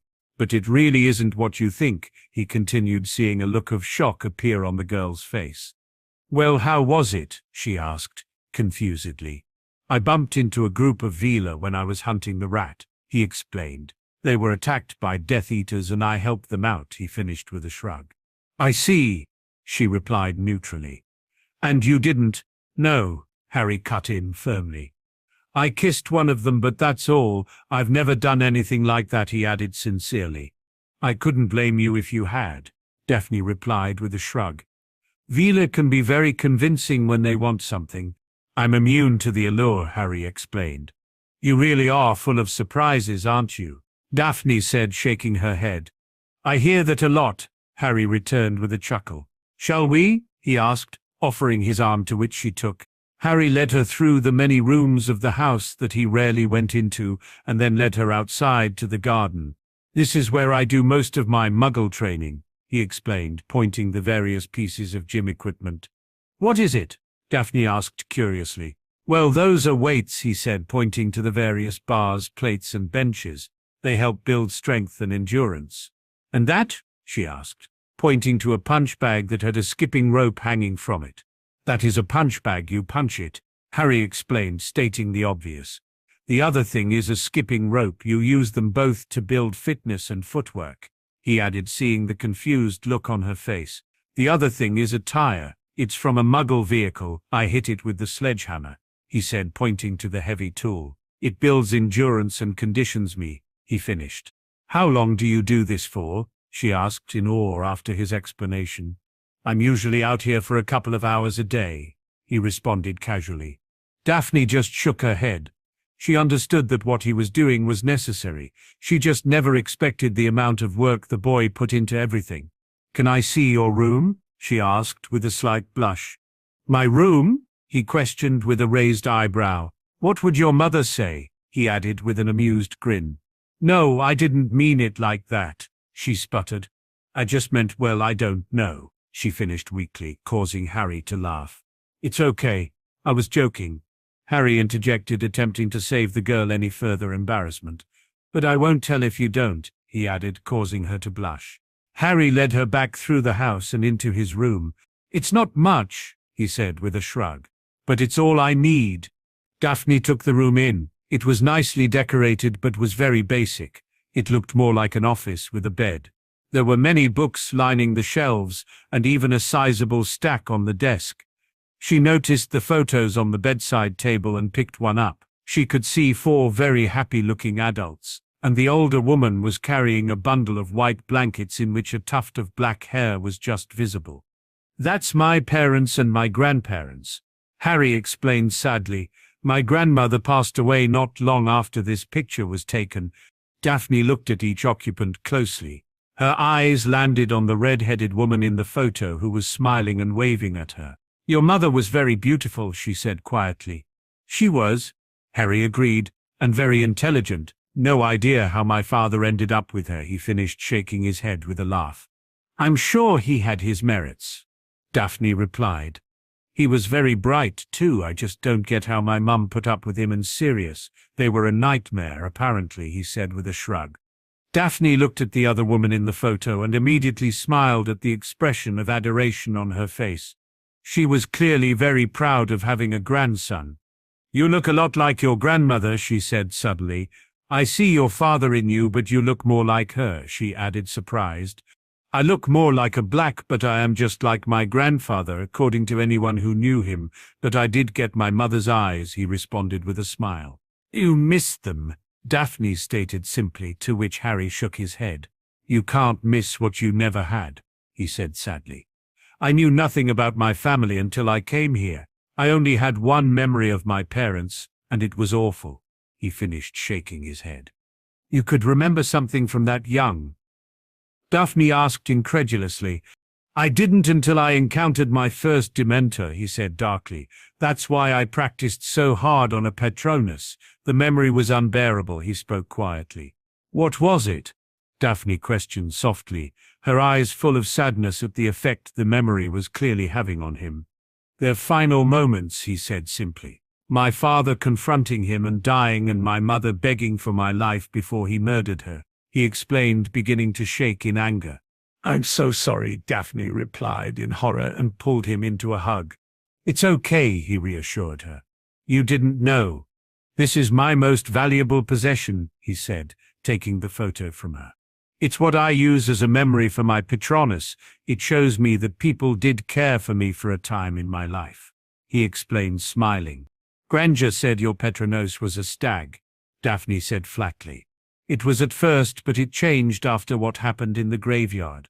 Harry replied, "Arcturus showed me memories of my grandparents and gave me a much-needed kick up the arse," he said with a chuckle. "Both my parents and grandparents were very gifted and I wasn't living up to them, so I've been working on it," he finished. "My parents are the same," Daphne said. "But after Umbridge, I doubt any of us are ready for our O'Dowls," she added bitterly. "If you have the theory down, I can help with your spell work," Harry offered sincerely. "You have missed the whole of 5th year," Daphne pointed out. "But I have already done my Odals, Miss Greengrass," Harry retorted smugly. "What?" she yelped. "When?" she asked, with a frown. "I did them in January," Harry answered with a shrug and removed an envelope from his bedside drawer, which he handed to the girl. Daphne took the envelope with an air of skepticism and opened it. Her eyebrows raised in surprise after reading the contents. "Wow," she said simply. "Well, I think it is safe to say you are more than living up to them," she said proudly, with sincerity. "This really is impressive," she praised. "Thank you," Harry replied gratefully. "I just want to honor them the way they deserve." "You already are," Daphne assured him with a smile. "And I'm sure you always will," she added. "I will do my best," he returned a little sadly. Daphne noticed the sadness and took his hand in hers. She pulled him so he was sat on the bed and she joined him. "I don't know half of what it is you are facing," she began, "but I do know that you are handling it better than anyone else would," she continued sincerely. "I don't know them, but I would bet everything I have that they would be proud of you and what you are doing," she added, tapping the photo in his hand. "Thank you," Harry replied quietly. "Everyone at school is proud of you," she said, indicating the stack of envelopes she had brought with her. "And so am I," she added, with a smile. "I know you don't like hearing it, but you are a hero to so many people. They believe in you and so do I. If we had more people like you, then people like you know who would never become a problem," she finished sincerely. Harry nodded and gave the girl a soft smile. He didn't like being hailed a hero, but when Daphne explained it, it gave him a feeling of warmth and worth. Something had certainly been lacking in life. "How about I show you my other training room?" Harry suggested. "Another training room?" Daphne asked, a little surprised. "It's where I work on my magic and spend most of my time," he explained. "Lead the way," Daphne said, shaking her head. Harry led her through the house once again and into the training room. Daphne just stared in awe as she saw the room and could feel the ambient magic within it. "I assume you use those to cast spells on," she said questioningly, indicating the many dummies in the far corner of the room. "Yes," Harry answered. "They are special dummies created by the Black family," he explained. "Just watch." He flicked his wand at one of the dummies, and it immediately began firing curses at him. Daphne screamed as bright green one hurtled towards the boy, and he barely managed to conjure a granite slab to block it. Harry flicked his wand, pausing the dummy.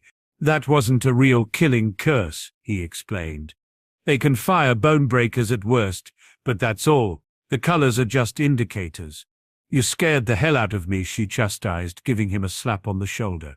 "You could have told me before you started, you idiot," she added weakly. "I'm sorry," Harry said, trying to hide a smirk. "I didn't think," he added. "Obviously," Daphne returned with a scowl. "Now will you help me with my spell work?" she asked, still a little annoyed with the boy. "What do you need help with?" he asked. "Defense, mostly," she shrugged. "But transfiguration too. It's not my strongest subject," she added, ashamedly. "Okay, well, defense should be easy for you. Your Patronus would get you an O by itself," he said confidently. "Show me your stunning spell," he instructed, pointing to the dummy. "Don't worry, the wards here stop any kind of trace," he added, seeing her look of confusion. Daphne was nervous about showing him her magic. She knew she was not even close to his level. She steeled herself and took a deep breath. "Stupefy," she said confidently, drawing her wand in a circular motion followed by a sharp jab. "Not bad," Harry praised. "But the circular motion is unnecessary. You just need to draw on your magic quickly," he explained, releasing his wand and firing a stunner instantly. "You try," he instructed. "Just feel your magic and guide it. It will do the work." Daphne prepared herself once again and could feel her magic. She did as Harry instructed and was astounded that it worked on her first attempt. "Good," Harry praised. "It will work for all basic spells, but the more difficult the spell gets, the harder it is to do," he explained. "How do you do it silently?" Daphne asked with a frown. "That takes a lot more control and a lot of practice. Most people won't ever be able to do it," he informed her. "But it is something you can work on. There's no rush," he said, handing her one of the books on the shelf. "Spells like a Patronus do not work non-verbally, though. Neither do the unforgivables," he said, sounding grateful. "You think I can do it?" she asked, a little shyly. "If you are determined enough," he replied with a smile. "Now let's go through the rest of the fifth-year defense and transfiguration," he suggested. The duo spent a couple of uninterrupted hours where Harry helped her master the spells and transfigurations she would need to complete her Odalos. He even gave her some bonus transfigurations that would certainly bolster her grades. Daphne was tired by the time they were both satisfied with her capabilities with the required work. "You are a really good teacher," she praised him. "Better than any defense professor we ever had," she added with a frown. Harry just chuckled and shook his head. He knew they had all been pretty terrible, with the exception of Lupin. "Do you think you could show me something that will help me defend myself better?" Daphne asked quietly. "I don't mean your family magic," she added quickly. "There are a couple of things I can show you," he said, scratching his chin. "Lethal or non-lethal?" he asked. Both, I guess," she answered nervously. "Okay, the first one is technically non-lethal, but it can cause death from blood loss. It will definitely stop any attacks like Malfoy tried," he explained. "Pila crepitus," he said casually, pointing his wand at the dummy. Daphne watched in shock as the pink ball of light fired from his wand at lightning speed and hit the dummy in the groin, causing the area to explode in a spray of blood and gore. "Shit," she exclaimed in awe. "Nasty," Harry agreed. "That will certainly end a line or two," he added. "You try," he instructed, gesturing to the dummy. Daphne readied herself. She had never tried a spell with such damaging effects, but she knew there may be a chance she would have to use it. "Pila crepitus," she intoned firmly, and watched as her spell hit. "Good," Harry praised. "There are only 2 shields that will stop that, and it can be redirected, but it is very quick, so probably better to dodge," he explained. "That is a spell of my own, so no one will know what it does, except you, of course," he finished. Daphne just nodded and waited for him to continue. "The next one is definitely lethal," he said seriously. "Carnifica," he intoned darkly. A beam of orange light flew towards the dummy and simply cleaved it in two. "It is a modified cutting curse," he explained to a shocked-looking Daphne. "It will cut someone in half, as you saw, or can be used to decapitate. No one will expect you to know it. It is considered to be quite dark," he added. "Try it. It may save your life," he continued, seeing her looking a little scared. Daphne swallowed deeply. She was not keen on the spell, but remembered how vulnerable she felt when she had been attacked. "Carnifica," she said grimly, and watched as the beam of light sliced the head clean in half, leaving only the lower jaw attached. "It's not pleasant," Harry said sadly, "but it might be necessary," he added firmly. Daphne just nodded and checked the time. "My portkey will be taking me back soon," she explained sadly. Harry smiled comfortingly at her and suddenly had an idea. "Come with me," he said, grabbing her arm and leading her from the room, not waiting for her response. He took her back to his room and sat her on the bed. He began rifling through one of the trunks he had gotten from Gringotts until he found what he was looking for. "If everything goes to plan tonight, things are going to be very different tomorrow," he said to the confused girl. "What do you mean?" she asked, sounding concerned. Harry sighed. "I'm bringing him out in the open tonight. Everyone needs to know he is back," he explained. "You're going to face him?" she asked with raised eyebrows. "Yeah, I need to lure him somewhere public," he replied somewhat reluctantly. "Where? How?" she questioned, clearly overwhelmed. "The how doesn't matter, but it will be at the ministry," he informed her. "So he's just going to walk into the ministry," Daphne said disbelievingly. "He will?" Harry said confidently. "Anyway, that's not the point," he continued. "If he knows we are close, then he will come for you, if only to get to me," he said sadly. "I want you to wear this," he added, handing her a silver anklet with the Potter crest engraved into it. "Why?" Daphne asked, still confused. "I will turn it into an emergency portkey. You'll just have to say a word and it will bring you straight here," he explained. "I'm sure I can work it so no wards will be able to stop it from working," he added. "You'd do that for me?" she asked incredulously. "Of course," Harry replied simply and bent over to fasten the chain around her ankle. He spent a few minutes turning it into a portkey and adding a few extra protection charms to the jewelry before he was satisfied. "Only you can remove it and it will become disillusioned if any Death Eaters are near you," he explained. "The activation phrase is Harry's Sanctuary, and it will bring you straight to the drawing room here," he continued. "Thank you," Daphne said gratefully. "No," Harry replied, shaking his head. "Thank you for putting up with me and helping me out of the mood I was in. Everything just gets a bit much at times. You really helped me," he finished sincerely. "I will help you any way I can," Daphne responded with a gentle smile. "And you better be careful tonight. Whatever it is you are doing, I still mean what I said about kicking your ass," she added teasingly. "I don't doubt you do," Harry answered with a laugh, stepping forward and pulling the girl into a hug. "I really am grateful for today," he said quietly. "Me too," Daphne responded. "Hopefully we can do it again soon," she added hopefully. "Definitely," Harry returned simply with a smile. He placed a gentle kiss on her lips, which she immediately deepened. She truly did not want the moment to end, but knew the portkey was going to activate at any second. "Please be careful," she pleaded in a whisper as she pulled away. "I always am," Harry stated, with a grin. "Write to me when you're done, even just to let me know you're okay," she requested with a little desperation in her voice. "I will," he nodded. Harry felt more than a little sadness as he watched the girl be whisked away by the portkey. He felt a little empty and wanted nothing more than for her to be there with him still. Soon, he mumbled to himself. For now he had Tom Riddle to prepare for, and he needed to focus on that. Break. Daphne arrived in an unfamiliar room and felt a sense of panic set in when the voice of the headmaster cut in, putting her at ease. "I trust you had a pleasant visit with Mr. Potter?" he asked. Daphne turned to see the man sat behind a desk smiling. Professor McGonagall was sat with him, and there was a phoenix preening itself, seemingly ignoring everyone in the room. "Yes, sir," Daphne replied, a little sadly. "Are you going with him?" she asked the old man. "I am," he said, inclining his head towards the worried-looking girl, clearly not surprised that she knew of the plan for the evening. "Please look after him," she pleaded. "I know he can look after himself, but it doesn't stop me being scared," she added quietly. I will help him any way I can, the headmaster assured the girl. I think you will find, however, that it is he who will be keeping us safe, he explained with a smile. Seeing the look of confusion on the girl's face, he continued, I may be a much more experienced wizard than Mr. Potter, but it is he that has the advantage in situations like this.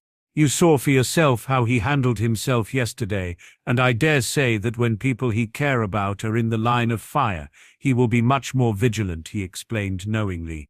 Daphne just nodded at the man's logic. Thank you, sir, she said gratefully. I should be going, she added, seeing that she had disrupted a meeting of some sort between the two professors. She made her way to the door when she was stopped by the man addressing her once more. Miss Greengrass, he called. Fear and worry when it comes to those we care about is natural, he continued.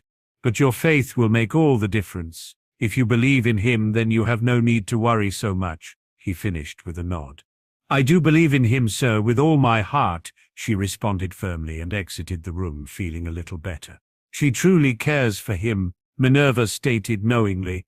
She does indeed, and she worries because she does not see Harry the same way that we all do, he said, his eyes twinkling. What do you mean? Minerva questioned with a frown. We all see Harry as a hero and an unstoppable force because of what he is capable of, he began. Miss Greengrass sees far beyond that. She sees him as just another person, extraordinary no doubt, but a person nonetheless, he explained. Tell me, Minerva, what do you think of when you think of young Harry? He asked the witch. Minerva pondered her thoughts of the boy and hung her head in shame. I used to think of him as a vulnerable little boy, she said sadly, but recently I've seen him as a savior, especially how he handled Umbridge and the Auras, and even not, she explained. It seems that I'm just as guilty as everyone else for seeing the boy as a protector of some sort, she finished, shaking her head. Indeed, Dumbledore intoned. It is understandable given the way he carries himself. He is quite unflappable, but under that hard exterior is still a sensitive young man who has had more than his fair share of hardship, and that is what Miss Greengrass sees, despite his heroics, he said knowingly. Then she is exactly what he needs, to keep himself human, the Transfiguration professor exclaimed.